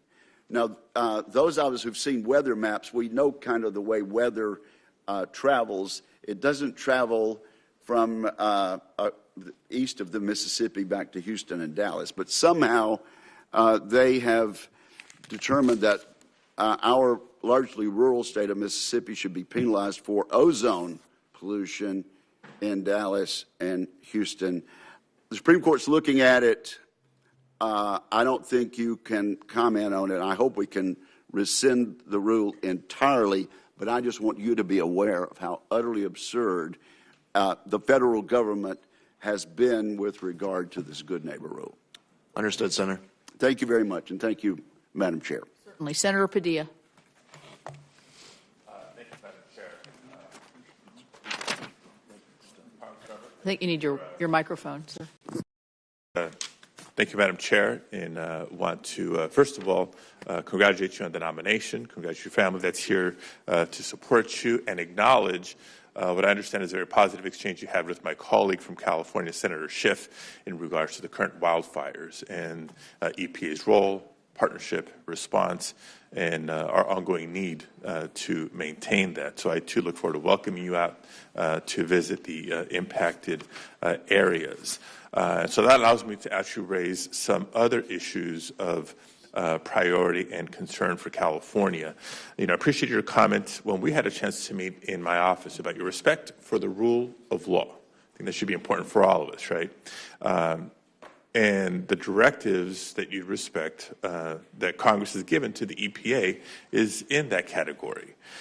In the Clean Air Act, Congress has specifically exempted California from federal preemption of air emissions standards. The law is quite clear that EPA must grant waivers of federal preemption absent certain disqualifying conditions. And very clearly does not provide any authority to revoke any waivers that have already been granted. So that's current law. Now, you said you follow the laws that Congress has enacted, so we therefore commit to following the law when it comes to California's Clean Air Act waivers that have been granted. Senator, I can commit to every member of this dais on any question and every issue that gets brought forward that I will always follow my obligations under the law. And while there are processes in the future on different topics where I can commit to following the Administrative Procedures Act, I will tell you that I will not prejudge any outcomes of any future processes, again, on any issue that any member could bring up here.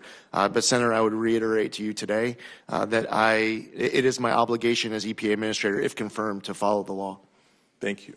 And another topic we covered in our meeting is one of clean air attainment and the challenges with the federal role and responsibility, state, local role. Half the people in America who live in a non-attainment area live in California, particularly in the Central Valley and the South Coast Air Quality Management District footprint. We have to work together to reduce the sources of toxic emissions. Based on these jurisdictions, it's been challenging. California state and local officials have done pretty much everything they can to tackle this, yet we still have challenges when it comes to ensuring that every Californian, every American living in California can breathe clean air. So I want to be clear. We need the federal government to do its part by working a little bit more aggressively, assertively, smartly, and strategically to help reduce these emissions. Help us reach attainment, not by lowering the bar, but by doing the work in areas that the locals have not been granted the jurisdiction to do so. So can I count on your commitment to use regulatory authority to do just that? Yes, Senator. Okay, wonderful. And just a side note, as we will continue to work together, ensuring that jurisdictions like Southern California are not punished for non-attainment if it's resulting from the recent wildfires and the smoke and other emissions that have resulted from this disaster or disasters like it. Yes, Senator, I've heard this concern from other colleagues of yours as well. We're just talking to Senator Kelly about it, as I cited the Yuma example, and he was asking about Maricopa County. It is important that we have common sense, pragmatic policies that are being pursued to address issues just like your concern. Yeah, to your point, and I'm glad Senator Kelly brought it up, these concerns about fires and their impact, not just the short-term devastation, but the longer term when it comes to public health, when it comes to air quality, is not unique to California. I mean, California is in the news right now, but throughout the West and beyond because of our changing climate and weather patterns. You know, another important topic that we discussed in my office is not just water supply, water quality, but water affordability.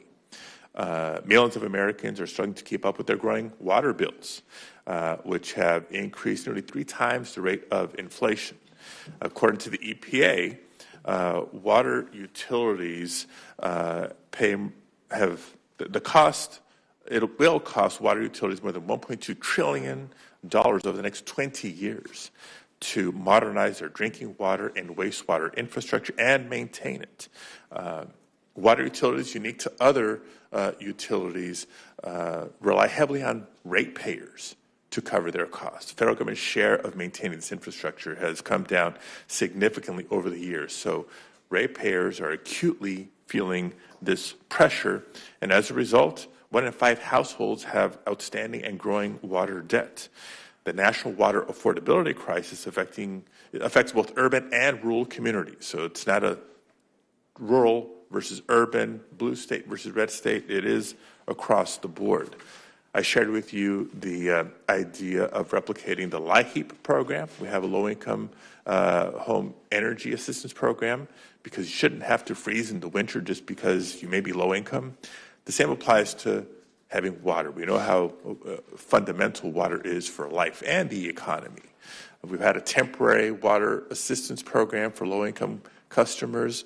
Do you agree, and can we work together to make that permanent to tackle some of these challenges, including addressing the PFAS concerns that you're very familiar with?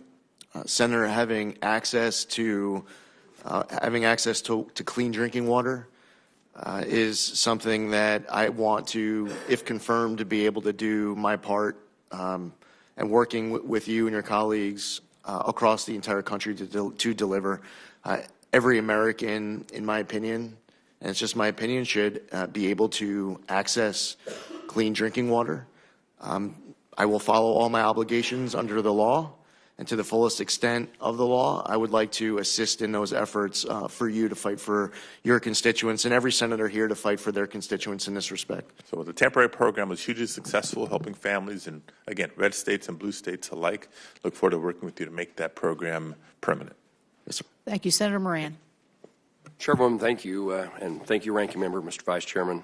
I'm pleased to be back and sitting here at the dais at the EPA committee. Thank you very much for your testimony. Thank you for the conversation we've had in my office. Thank you for your willingness to serve. Let me highlight a couple of things that we may not have talked about when we did visit. I want to describe the Kansas oil and gas industry to you. We are an oil and gas producing state, but our production is done by really small independent companies that produce from what we call stripper wells, which means they produce less than 15 barrels of oil a day. It's a significant component of the Kansas economy and significantly important. And in my view, this small-sized, small businessman and woman who operate oil and gas leases and explore for additional production of oil and gas, the EPA has written one-size-fits-all solutions. We are not the majors, and we are stripper well producers. And I just want your commitment to work with the industry, these small producers, to find right-sized regulations for the circumstances that they're in. Senator, I would welcome an opportunity to travel to your state to meet with them, whether it's at your office or elsewhere.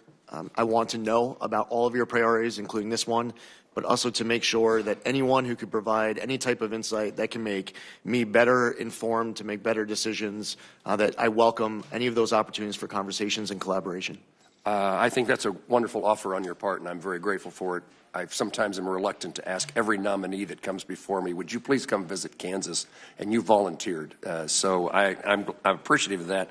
And I would tell you, I can't imagine the excitement, the opportunity that people in that industry would see to have the capability of talking to somebody with you, like you directly in a state like Kansas. So thank you, and we'll get on your schedule, although you have to say once confirmed. So I look forward to that.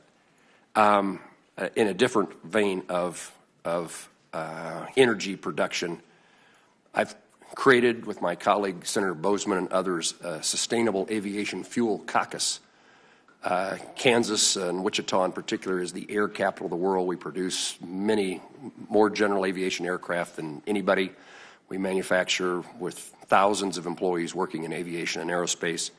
And I want to bring together the opportunity to bring the agricultural aspects of Kansas together with the aviation aspects and pursue the development of SAF, Sustainable Aviation Fuel. I wanted to know, I guess the question would be, we need your help in pursuing opportunities to develop the technology and any regulations that would follow that. And I suppose if you're coming to Kansas, we ought to introduce you to the people who are in the process of developing a new industry as the airline industry shifts itself from fossil fuels to, let me say that differently, from the fuels it uses today to sustainable aviation fuel produced by agricultural byproducts. Senator, I look forward to that conversation as well. Okay. The state revolving funds, I don't know whether anybody's asked this question before, but it'd be a mistake for me. That clean water and drinking water state revolving funds are hugely important. I represent a lot of communities in which they are placed under significant requirements by the federal government, but they don't have the ratepayers. They don't have the number of users. It stands out to me, the small town in my home county, a town of about 80 people, have a regulation that they couldn't raise the rates on their water users sufficiently enough to pay for the regulations. And so the Clean Water and Drinking State Revolving Fund is hugely important to help small communities meet the needs. Many, if not all, want to meet those standards, want their consumer, their water purchaser, to have the cleanest, safest drinking water possible, and yet the rules are so unaffordable, they don't know where to turn. I'll work with you, and I just want to make sure that you would commit to continuing to support a robust funding. Yes, Senator. Ultimately, the funding level will be set by Congress.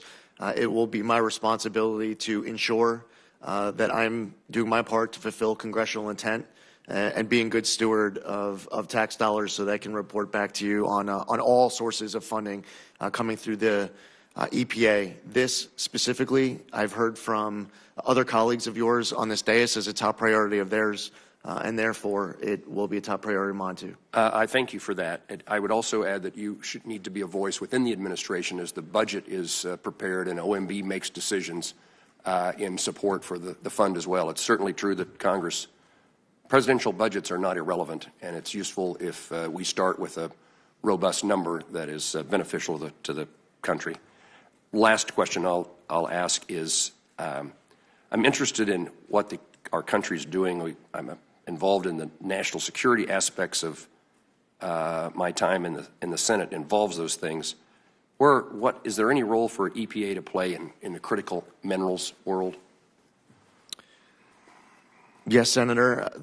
President Trump has expressed a desire of having an energy council. He wants there to be collaboration between different agencies of different levels of jurisdiction. That involves everything from permitting reform, which is one topic actually that I heard Senator Whitehouse reference earlier in his opening remarks. I believe that it is important for agencies to be working together, regardless of whether we are the lead agency or we have a different role to play of following another agency. But I look forward to any collaboration working with other agencies to do EPA's part. Congressman Zeldin, thank you for taking my questions and responding. Thanks, Senator. Thank you. Last but not least is someone who also has some big shoes to fill, as the former chairman of this committee was from the great state of Delaware. But I know that Senator Blunt Rochester is well up to the task, and we welcome her and welcome you to the questioning. Thank you. Thank you, Madam Chairwoman, and thank you so much to you and the ranking member for the warm welcome. I'm excited to be on this committee. Senator Carper and I wear different types of shoes. I wear pumps. Let me begin by expressing my gratitude, though, to the former chairman of this committee, my friend and mentor, Senator Tom Carper, for his years of faithful service, not only to this committee, but also to our nation and to saving our planet. I'm proud to be able to be a member of this esteemed committee. And Mr. Zeldin, I appreciate your visit last week, and you clearly stated in your testimony that we must ensure that we protect our environment.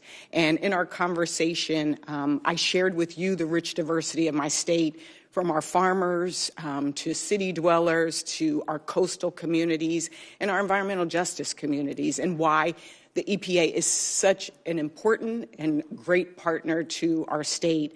I've, in my time in the House, prioritized clean air, clean drinking water, affordability of those things as well. And for us, it's crucial that we have the best candidate for the EPA administrator. So in our conversation, I was really pleased also that you earnestly acknowledged that climate change is real and that you are committed. You actually affirmatively, before I even got the question out, said you committed to following the science and letting that dictate the policies of the EPA. And as I said in my home state, we feel the impact of climate every single day. And as a former member of the House, I know we talked about the similarities in our district, low-lying, vulnerable to sea level rise, and it's critical to our coastal communities. How will you direct the EPA to help these communities like ours survive the rising sea levels and extreme weather brought on by the climate crisis? Senator, this is a topic that involves multiple agencies working together. So EPA being able to do its part is incredibly important. EPA might not have the funding that the Army Corps of Engineers is bringing to a particular project as may be authorized by Congress. The Department of Interior might be working on a particular aspect of this under its jurisdiction. The collaboration between agencies is critical. The collaboration between agencies and Congress is going to be important as well. I think it also helps for I, as if confirmed as EPA administrator, to be traveling to a state like yours to see issues firsthand on the ground, especially when they emerge on, at times, little notice, sometimes with far more notice, to be able to hear from people who have been working on these issues a long time, to be able to hear that feedback, to allow that feedback to inform my decision-making and to bring that feedback with me to Washington, D.C. when I return from those trips, which I look forward to, if invited, coming to visit your state with you. Thank you so much. I have a couple of yes or no questions because I know time is limited. You stated that EPA's mission is to protect the health of the public and the environment. Is this still your position? Yes or no? Yes. Will you ensure EPA prioritizes policies that promote access to clean water? Yes or no? Clean what, Senator? Clean water. Yes, Senator. Yeah. And as you know, many rural communities have old water infrastructure and rely on well water, particularly in Delaware, which creates significant water quality issues. How will you, your EPA, help these communities access effective solutions such as upgrades to stormwater infrastructure, watershed restoration, or water infiltration? Senator, Congress has approached these issues in the past in certain creative ways. In some respects, it could be an aspect of congressionally directed spending. I've seen go to a particular community where they are able to mitigate an issue of water contamination as we experienced in Suffolk County, where my congressional district was located and where we had multiple aspects of PFAS contamination. The first step is to be able to get access to drinking water. And even if that's providing bottled water, that's a partnership that starts with local leadership, where a state and federal government is asking, what can we do to assist? What's important is long-term mitigation. And what is so frustrating to the American public is when they see these issues lasting for 10, 20, 30 years and the ball's never moving in the right direction. I look forward to doing my part to work with your local communities to get these issues mitigated to whatever extent I can help. You actually brought up for me something that was personal. We have communities that did not have access to clean drinking water in our state. And so it was important for us to work on that revolving state water fund, getting that water to those communities, but also the water affordability. And Senator Padilla mentioned the work on the LIHEAP for low-income for water programs. I led that charge in the House side and would love to continue working, again, to make this a permanent program for those families. I will yield back, and hopefully we have a second round of questions so that I can ask about soot, particulate matter. Thank you, and I yield back. Thank you. And this does end the first round. I would say we had full participation in the committee, which we're going to expect at every meeting, right?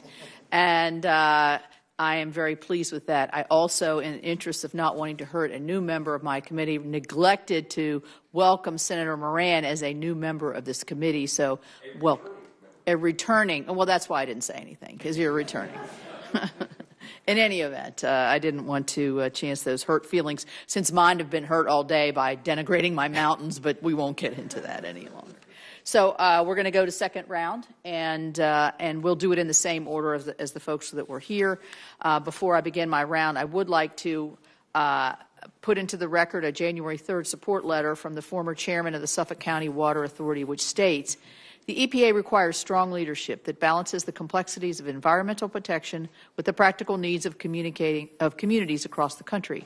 Mr. Zeldin's track record on Long Island exemplifies his ability to lead with compassion, decisiveness, and a clear focus on results. He has already shown his dedication to the values that the EPA upholds, and I'm confident will continue to champion these priorities on a national scale. And I ask unanimous consent, which I'll grant myself, to enter this into the record. I would say there are always no better advocates than our local advocates who actually work with us all the time, and obviously you have a very strong constituency there. I'm going to ask quickly just a couple questions. Class 6 wells, which are used to inject carbon dioxide into deep rock formations, advancing carbon capture and storage technologies, obviously very important to my state. We provided EPA funding through the IIJA for to have the EPA grant state primacy for Class 6 wells, since they constitute a different aspect of permitting. And to date, only 3 of these states have been granted Class 6 primacy. And the EPA has 150 permit applications pending for approval. We have 3 Class 6 well projects under review, and the proposed final action granting West Virginia our state primacy was published in the Federal Register on November the 25th.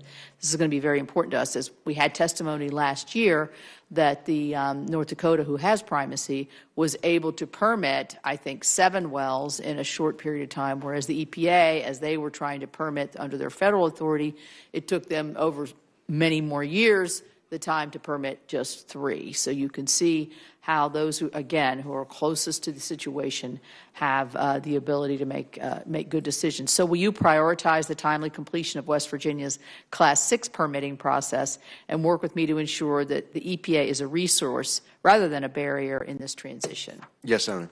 Thank you. You mentioned permitting, and I was very pleased to hear Senator Whitehouse mention permitting reform. We've had lots of stops and starts over the last probably 2 to 3 years on this very issue, and it's holding up construction of critical energy, manufacturing, infrastructure, transportation, doesn't matter what kind of energy, renewable energy, pipelines, whatever. So we need to make it easier to build in America. I believe that's President Trump's vision as well, by modernizing and streamlining our environmental review and permitting processes.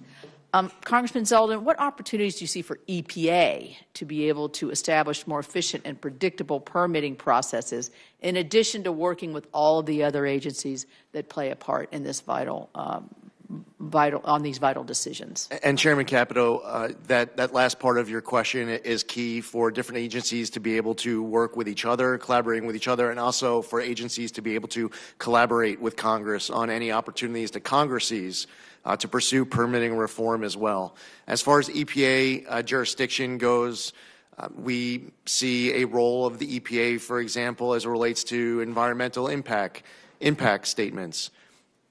There are different issues where there will be opportunities for the EPA to follow its obligations under the law. There's a possibility that Congress might choose to make changes to the law on items that are under EPA jurisdiction.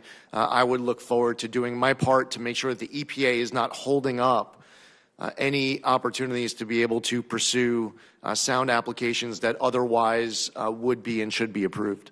Yeah, I think a lot of times in the public domain, permitting reform means to certain people skirting the rules or breezing through environmental reviews without really taking them seriously or actually them science-based, as we've talked a lot about today. That's not what permitting reform means. Permitting reforms means make these these environmental clean air, clean water rules and other agencies work together and work so that we are getting the right result of clean air, clean water, but we're able to move forward. And so I look forward to that. Here's another West Virginia issue very quickly, and it's the Muddy Creek Restoration Project. It's 19 miles of waterways that has acid mine drainage. And West Virginia went about in coordination with the past Trump administration, and it was initially championed by the Biden administration to deliver real results in cleaning up this area of our state. It was a true win-win. The Biden administration, for some reason, which we can't figure out, flip-flopped on this, and they just started putting more burdensome, costly, and a much slower cleanup process. So you're still having your acid mine drainage while we're getting hung up here. It threatens projects like Muddy Creek and discourages other communities from pursuing similar efforts to achieve real environmental remediation and benefits. Will you commit to me, working with me in the state, to try to reverse these counterproductive changes and cut the red tape and restore this for more cost-effective but also better environmental results? Yes, Chairman Capito, I know how much of a priority this is. You've been outspoken on this issue. It's my commitment to work with you as soon as, if confirmed, as soon as I'm in that position, I'd welcome that opportunity. Thank you. Senator Whitehouse. Thank you again, Chairman. Mr. Zeldin, I have something of a life experience PhD in fossil fuel pressure politics, and they'll be coming after you hard, and they'll be feeling very entitled based on their political spending toward a Trump victory. I have two questions when you're faced with that. The first is that prominent voices in Trump world have been saying that it is important to traumatize EPA's workforce to drive them out. They've been saying that it's important to cut EPA's workforce by 2/3 or more, not just Washington, but the field, the entire organization. And they've been saying that it's important to destroy the professional civil service protections of EPA's workforce. How do you respond to those three threats? Senator Whitehouse, as I've stated earlier, my desire, if confirmed as EPA administrator, is to increase productivity of the EPA. I want to be able to help lead this agency in a way that you on both sides of the aisle can be proud of, for us to be accountable and transparent. I want maximum collaboration, not just with Congress, but internally within the EPA. I've been hugely impressed with the level of talent stepping up to serve at EPA. And that is the pressure that I am feeling at this moment, is to bring out the best of EPA to make sure that we are fulfilling our mission of protecting public health and the environment. You will not support executing on those three threats? My commitment to you is exactly as I had stated, Senator Whitehouse, and I am not coming into this position with any threat. My position as I sit here is a promise, it is an obligation, and it is a commitment to do my part, to do the best job possible in leading the EPA to fulfill its mission in a way that follows its obligation under the law and is one that this committee can be proud of. The second question that I have is that while you've made a lot of good and sound statements here today, it's one thing to say things in this environment, and it's another thing to stand by those guns when the pressure comes at you. And if you look at your past, if you look at your influence and advocacy work with American First Policy Institute and America First Works, the big donors have been pharma, the massive corporate lobby, Goldman Sachs, a Morgan Stanley fund, and a billionaire fracking CEO. We don't know who the rest of the donors are because AFPI keeps much of their donor list secret, but we do know of those. Board members at America First Works include the billionaire CEO fracker, the former CEO of the Texas Public Policy Foundation, which I view as a very significant player in the fossil fuel-funded climate denial armada, the successor to that Texas Public Policy Foundation CEO, and a third individual called the Chief of Intelligence and Research at that same, in my view, climate denial front group. In your political work, you've taken nearly $300,000 from the oil and gas industry back to 2007. You've had large campaign support from Koch Incorporated, which gave a total of about $60,000 when you count up all the contributions to PACs and campaign funds. David Koch himself maxed out to you, and Koch PAC gave $20,000 to your Lee PAC. In the wake of being so surrounded with so much corporate and fossil fuel influence, I want to give you two opportunities. One is to answer to me now, how is it that you will be able to separate yourself from the influence of these people and these interests when they come demanding things that they think they've earned politically? And I'll also turn that into a QFR so that you can, with a little bit more basis for reflection, make a more complete answer. So with that, over to you for your response, sir. Senator, I don't need any extra time for reflection on that one. There is no person who has ever provided any level of support to me or anyone else who has any special influence with me. When I was in the Army, I wore around my dog tags the 7 Army values. The acronym is leadership: loyalty, duty, respect, selfless service, honor, integrity, and personal courage. It is important for me to have always been able to approach this position with a clear conscience to make decisions that I can live with for my entire life. There is no dollar, large or small, that can influence the decisions that I make, who has access to me, and how I am ruling in my obligations under the law. Senator, I'm happy to enthusiastically answer that question on any day on the spot, and I would never need any extra amount of time of reflection. Well, good luck standing up to these guys, because they're going to come at you. Thank you. I understand that a 5-minute break would be in our best interest. Would you like to do that now, or you want to keep going? Yeah, I'll take 5, I guess. Thank you, Senator. Okay. Thank you, Chairman. We'll come back in 5 minutes. Senate 5 minutes or real 5 minutes? I run a tight ship, remember?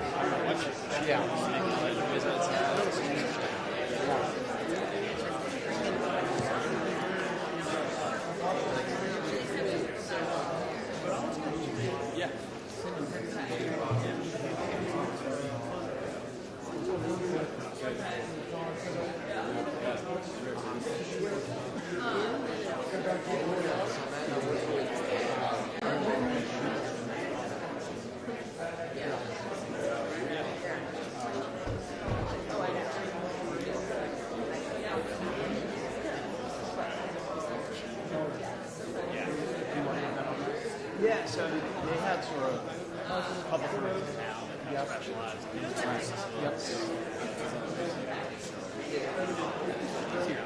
Chemical regulatory. So they're one of them.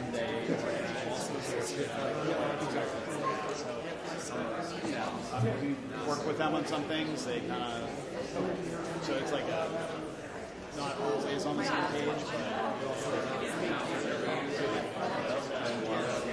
folks that are, are you going to be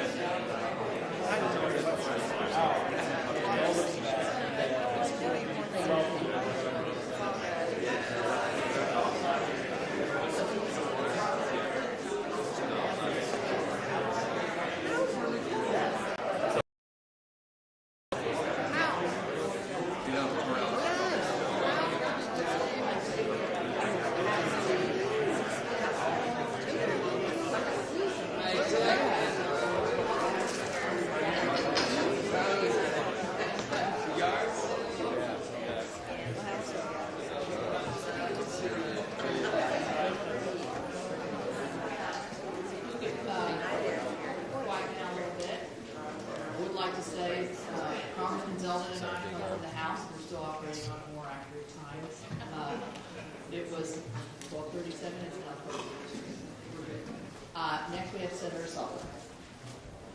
Thank you, Madam Chair. Congressman Zeldin, you're doing a great job. And your opening statement was really good. I really appreciate it. Look, there's been a lot of railing against the hydrocarbon industry.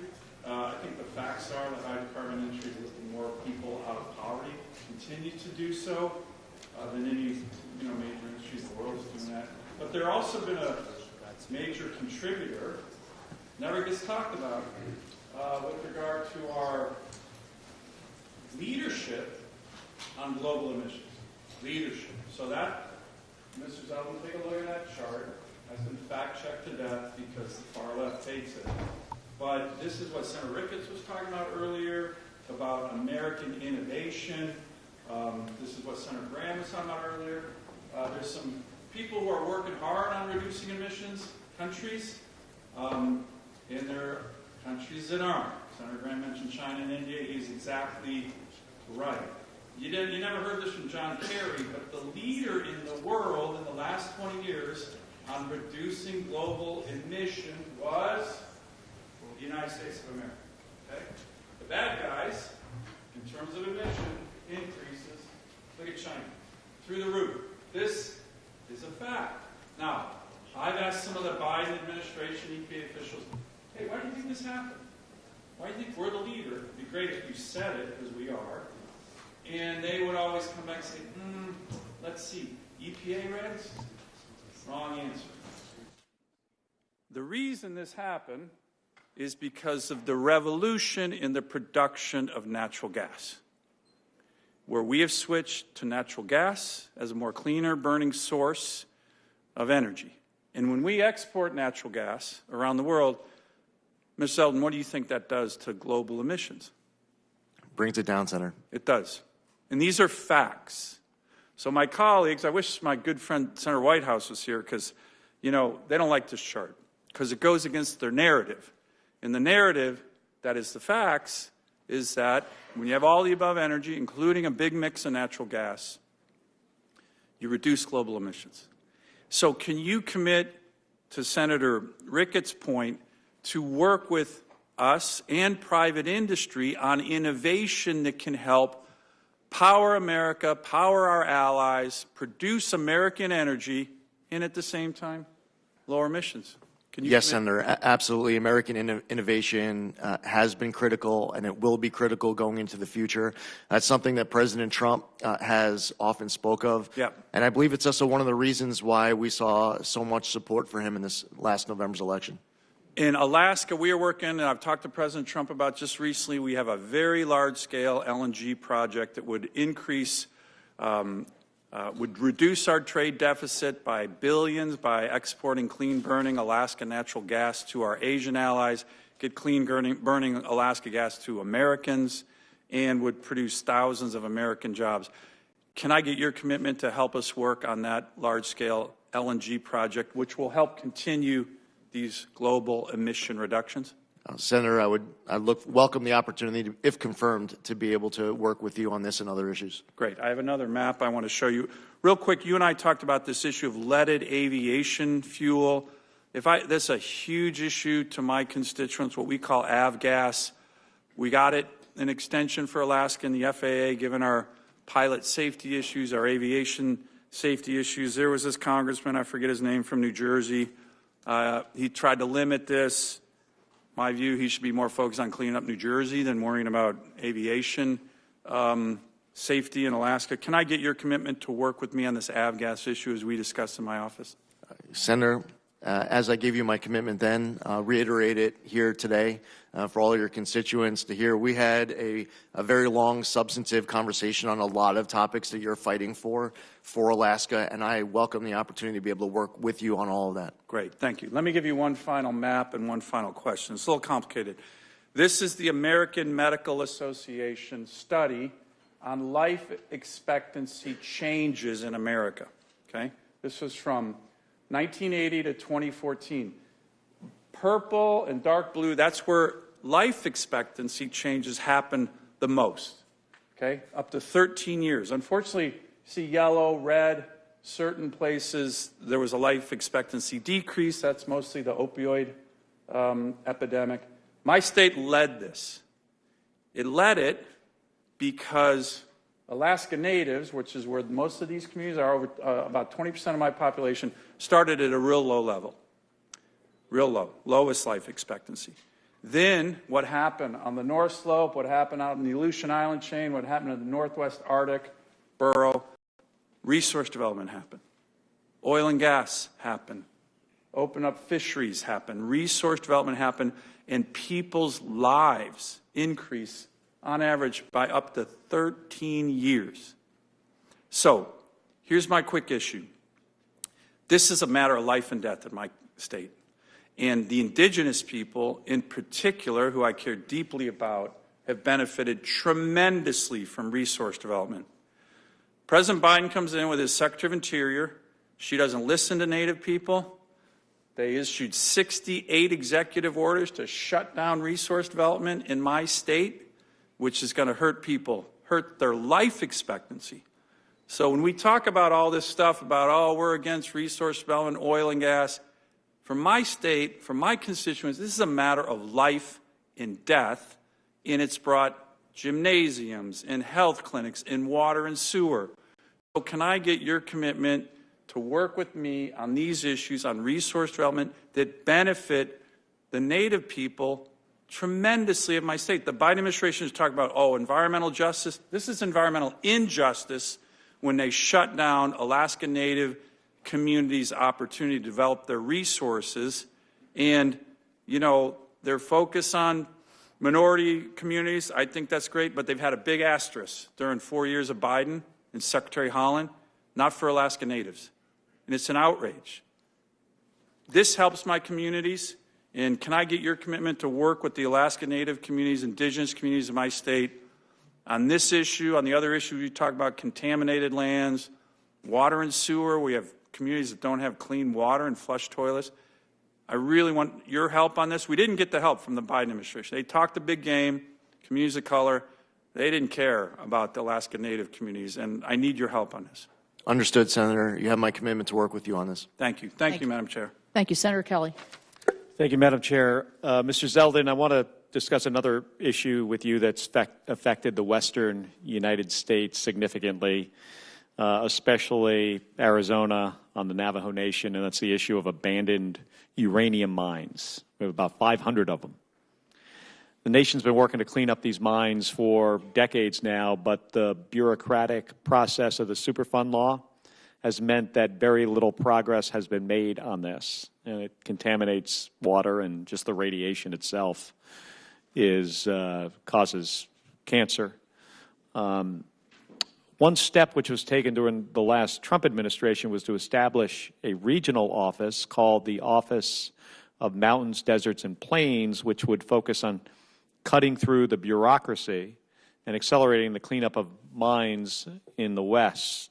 Senator Lummis and I introduced legislation last Congress, which passed this committee unanimously, called the Legacy Mine Cleanup Act, which would authorize the creation of the office and accelerate mine cleanup across the western United States. So will you commit to having your team review the legislation quickly so we can then incorporate EPA's feedback before we introduce the bill this year? Yes, Senator. And will you commit to ensuring the issue of abandoned uranium mines remains a priority for the EPA? Yes, Senator. Well, thank you for that. And then one final thing I want to discuss with you is, and I know you've spoken about this during the hearing already today. I was not in the room, but my understanding is you talked about PFAS. And as we discussed in my office last week, groundwater is the backup source of drinking water for both Phoenix and Tucson. And it's in an aquifer mostly under the city of Tucson, where Gabby and I live. And this has become more critical, this backup water supply, as the drought conditions in the West has worsened. But especially the groundwater under Tucson in those aquifers have been contaminated with growing PFAS plumes. And the city had to shut down nearly 30 groundwater wells because the water exceeded EPA's drinking water limits. And to date, the city has spent more than $71 million on remediation costs and are in negotiations with EPA Region 9, with the Air Force, with the state, with Tucson Airport, and other private parties to resolve this. And throughout this process and spanning across presidential administrations, EPA Region 9 has been a consistent partner in addressing these challenging issues. So, Mr. Zeldin, if confirmed, will you commit to working with my team and the city of Tucson to address the Tucson PFAS contamination? Yes, Senator. So thank you, Mr. Zeldin. Thank you for spending the time. I know this has been a long process and a long hearing. It's great seeing your family here, and look forward to having the opportunity in the committee and eventually on the floor for the vote. Thank you. Thank you, Senator. Thank you. Senator Ricketts. Thank you, Chairman Capito, for having this second round of questions. I appreciate it. And Congressman Zeldin, presuming that you get confirmed to be the EPA administrator, you're going to have to work to reestablish the credibility, reestablish the trust for the EPA, and that's going to involve a process of transparency and good faith action on the EPA's part. Part of what I expect you to bring back is accountability. President Biden's EPA had a $41.5 billion with a B program to carry out EV mandates and environmental justice. How many additional dollars went to the Inspector General's office to conduct oversight over those IRA funds that went out? Zero. None. Yeah, that's a problem when you're spending that kind of dollars. Can we have your commitment that you will look into this to make sure those dollars were spent appropriately, that the process was followed properly for all those dollars, and to make sure that any dollars that were not spent appropriately, in fact, Senator Capito and I actually had a press conference on how some of these dollars were being distributed, but if they weren't being distributed, you'll work to claw back those taxpayer dollars? Yes, Senator. Great, thank you. We talked a little bit earlier also about the EV mandate. Part of what this IRA dollars we're supposed to be pushing is this EV mandate. Of the 147 communities in my state that are classified as cities, 99 of them don't have a single EV charger. If you're living in communities like Bloomfield, Alliance, Valentine, you're 45 minutes from the nearest charging station. And in my state, EV adoption is like 2%, when nationally it's about 7%. And of course, the current mandate that the EPA is pursuing with their emission standards was to have 2/3 of all new vehicles being sold as EVs in the year 2032. That's just clearly not realistic. And again, as we discussed, we should allow American innovation to be able to help us reduce the impact on the environment, not have the administration pick one solution that they want to push. Do you commit to rolling back these out-of-touch mandates that are costly to Americans and dangerous to our energy grid, increase our reliance on our adversaries like the People's Republic of China? Senator, it is my obligation, if confirmed, to be following my obligations under the law. And with regards to the Administrative Procedures Act, rules, laws set out that guide the way I answer that question. I'm not allowed to prejudge outcomes going into rulemaking to ensure that there is durability of any decision to be made at the end of the process, where my answer to that question could potentially be used against any type of a rule regulation that is made. I will tell you that I have heard concerns from you and many others in this chamber of how important it is to look at rules that are currently on the books. I don't sit before you with any type of announcement I'm able to make of any rules that are going to change upon confirmation. I will tell you that I will not prejudge outcomes. However, it is my commitment to follow my obligations under the laws set by Congress, to look at laws, decisions that have been made by the United States Supreme Court, and to make sure that we are pursuing common sense, pragmatic solutions that make sense to you, that you can defend when going back to the constituents that you fight so hard for from your home state. So I look forward to the opportunity of being able to make you proud, being able to make this entire committee, the chairman, proud in hitting the ground running to do my part so that the EPA is being accountable to you as a senator and is accountable to your constituents as taxpayers and as Americans. Right. Well, thank you, Congressman Zeldin. One of the things we also talked about was certainty. We talked about it in the context of the RVOs. But there's another area of certainty that we've talked about, and we need to continue to talk about. The Supreme Court's Sackett versus the EPA decision was a clear directive to narrow the scope of the federal jurisdiction on the Clean Waters Act. And here's just one of the things that just drives me nuts, because this has not just been a Biden administration. This happened under the Obama administration. The Clean Water Act over 50 times says navigable waters. Navigable waters means you can put a boat on it and go someplace. That's the Merriam-Webster definition in really broad terms. Clearly out of scope of what the Congress's intent was. And the decision in Sackett was intended to provide clarity to producers. President Biden's WOTUS revisions have only confused it by talking about things like relatively permanent waters or unclear determinations on which waters are actually jurisdictional under law. Farmers and ranchers in Nebraska deserve better than an EPA taking years to decide the best way to regulate a ditch that might someday hold water. Do you plan on providing clear and durable waters of the U.S. guidance to producers as an administrator? Senator, I believe that it's incredibly important for the EPA to provide clear and durable guidance as it relates to waters of the U.S. The Sackett decision is easy to understand for any of those property owners in your state, yet still they have questions as it relates to the rules and regulations that are on the books. It should be as clear as possible so that your people can understand without having to go hire an attorney or someone else to assist them with compliance and definitions. Great.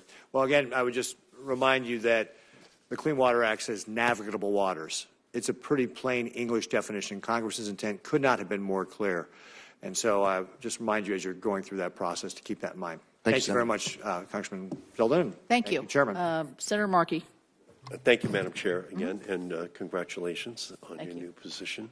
And respectfully to my friend from Nebraska, there is no EV mandate. Doesn't exist. There is no EV mandate. It's not a mandate. It's a clean car standard. It's just technology neutral, driven by American innovation and the need to protect our environment. So there is no mandate. I have to keep repeating that every time. So again, Congressman, Project 2025 proposes to eliminate the Office of Enforcement and Compliance Assurance at the EPA. Do you agree with that proposal? Senator, first off, I've never read any word of Project 2025. No, I'm not going to ask if you read it. But do you agree with the proposal to eliminate the Office of Enforcement and Compliance Assurance at the EPA? While that is something that I had never thought of before you're asking that question, no. It's an important function of the EPA, and we've had good extended conversations here about that topic during today's hearing, Senator. Okay, so again, that just prompted the question, and the answer is a very good answer. Thank you.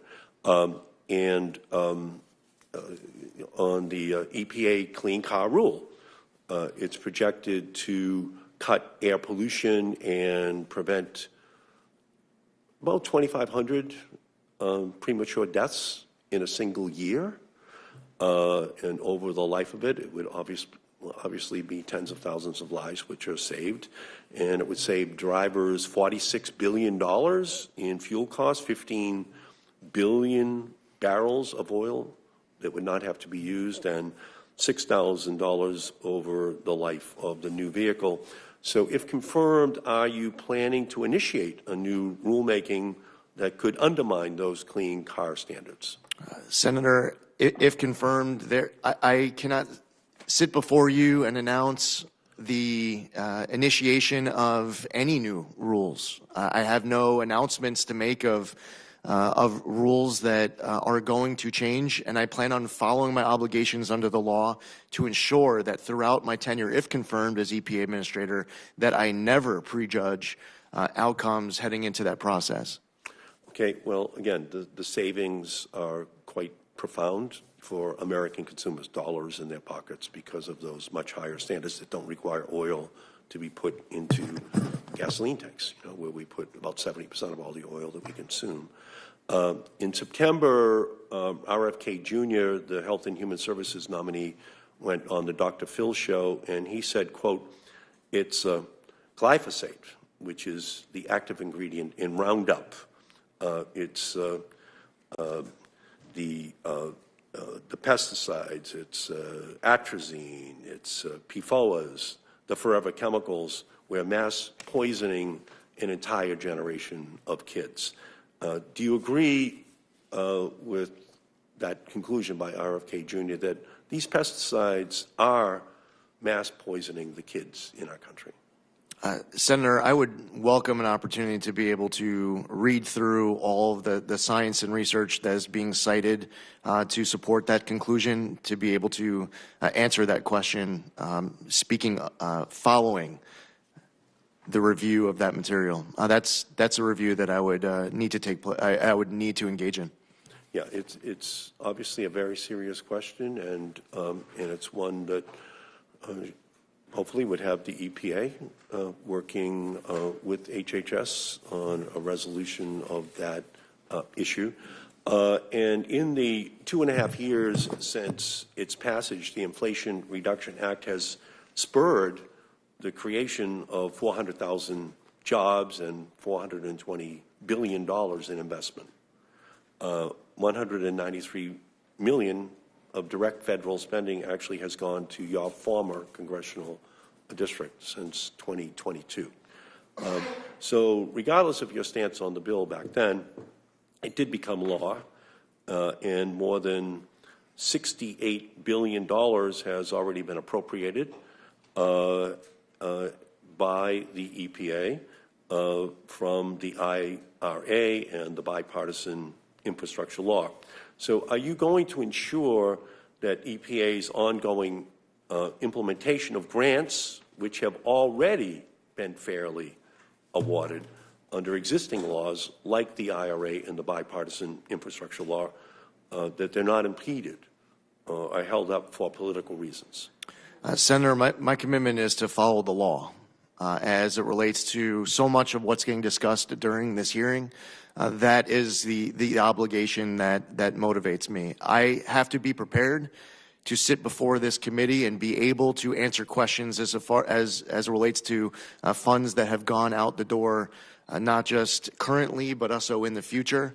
It's important for me to get my hands, my head all wrapped around everything that's been going out the door. Senator, I was concerned when there was a video a few weeks ago of a political appointee at the EPA who was talking about how they were tossing gold bars off the Titanic to distribute billions of dollars before Inauguration Day on Monday. I don't know at all what grants were being referenced with that repeated comment.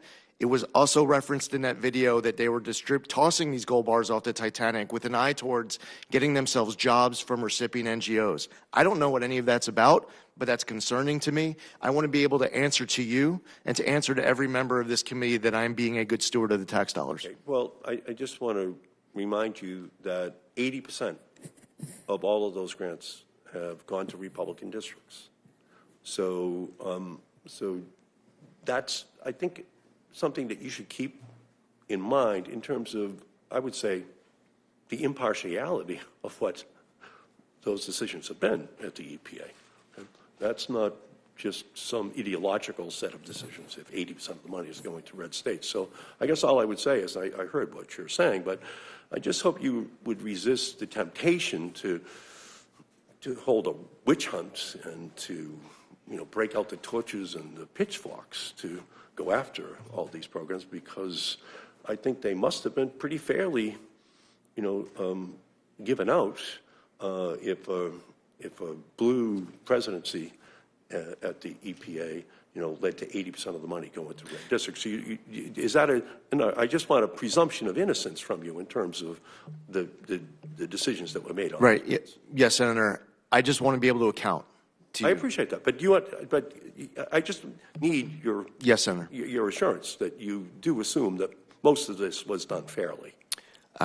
Senator, I can only assume as I sit here that upon review that there will be, I will find out about all sorts of funding that went out the door that was following the law as written by Congress. All I'm saying is that I want to have the ability to sit before Chairman Capito, who's been very vocal on this issue, and be able to answer her question on a specific grant that she's spoken out about, or grants that committee members may speak about in the future. I just want to be in a position to account to all of you as far as the dollars being spent by EPA. I can only assume that there will be funding that will be from that review that will be in accordance with the law. So I'm going to go to No, thank you. Senator Schiff. Thanks. Thank you, Madam Chair. Mr. Zeldin, although California banned the installation of lead pipes in 1985, the average home in South Los Angeles is over 70 years old and more likely to contain corroded lead plumbing than other regions in the state. Lead in drinking water, particularly from old pipes and plumbing systems, is a significant public health threat, especially for children. Out of the 58 counties in the state of California, Fresno County has one of the largest numbers of children with high levels of lead in their blood. In 2016, nearly 14% of children tested in one Fresno neighborhood had reported high lead levels. 25% of schools in Fresno reported finding lead coming from their drinking water fountains. 40 homes had lead levels above the federal limit. In October, the EPA announced new final regulations requiring drinking water systems across the country to identify and replace all lead pipes within 10 years. Will you continue the EPA's work to help local communities like those in Fresno and in South Los Angeles replace lead pipes, particularly in many of these communities that are historically underserved? I'll look forward to that opportunity to work with you, Senator, on this issue. The EPA administers 12 geographic programs, longstanding geographic-specific programs that help protect local ecosystems and communities from climate change, habitat loss, and pollution. Their efforts to add the Salton Sea in California, which is an ecological disaster, potentially paired with the Great Salt Lake, which has similar ecological and health issues, as part of EPA's geographic program designation. If successful, that would mean revenues that could be used to mitigate that environmental hazard in a very neglected part of the state. Will you pledge to consider adding the Salton Sea to one of these geographic programs? Yes, Senator. I know from our conversation yesterday just how important this is to you.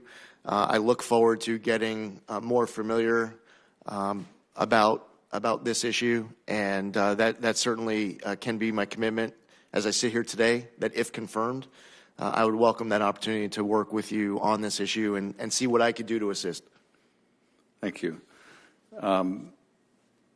Let me address a third critical issue affecting the health and well-being of millions of Californians, and that is air quality, not only in the aftermath of the ongoing wildfires, but also in the breadbasket of America. Unfortunately, we have some of the worst air quality in the nation, failing to meet federal health standards for both ozone and particulate pollution. This pollution directly impacts our families, our children, our communities. Last summer, residents of Fresno had just 10 days of healthy air, a stark reminder of the urgency of the situation. The EPA has long supported California's efforts to address this crisis through clean vehicle programs, regulatory actions, and strong enforcement. We have to continue this vital work, pushing for policies that protect public health and create a cleaner, healthier future for the San Joaquin Valley and all of California. Do you support investments like the ones that the EPA has made in the San Joaquin Valley to improve the quality of air there? Senator, to the maximum extent possible under the law that I, if confirmed as EPA Administrator, can assist on this and all the other issues that you referenced here today, I would welcome that opportunity to be able to work with you. As far as specific funding commitments, I need to make sure that I'm following my obligations under the laws Congress sets out as to how funding should be appropriated so that I can account to you afterwards. So moving forward, if there's any funding now and in the future that EPA has an obligation to distribute to help with this, I welcome that opportunity. It's possible that I might need to defer to Congress to be able to give me access to funding for investments in the future, if that's part of what you're referring to. Regardless, you have my commitment to work with you on this. I appreciate it. Finally, one of the things that I found most striking as I have traveled around the state in the last couple of years, I expected, coming from an LA district, to get a full indoctrination on water and the competition between the cities and the farms over water, and I did.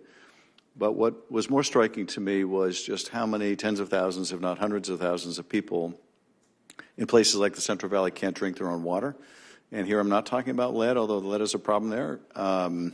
But the flooding of dairy waste ponds into water wells, the depletion of the aquifers resulting in manganese. There are just thousands of people told you can't drink your water, you can't bathe in your water.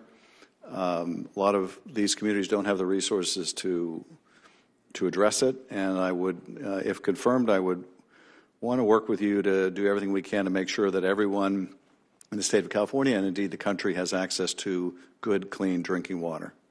Yes, Senator, this is extremely important. No American should feel like a story they might hear about, read about of poverty in Iraq or Afghanistan. No American should feel like they're living in some third world country or some war-torn country. Every American should be able to access clean water, potable water, and that's something that I look forward to doing my part, if confirmed, to be able to work with you and everyone on the committee to ensure that we are delivering as a nation.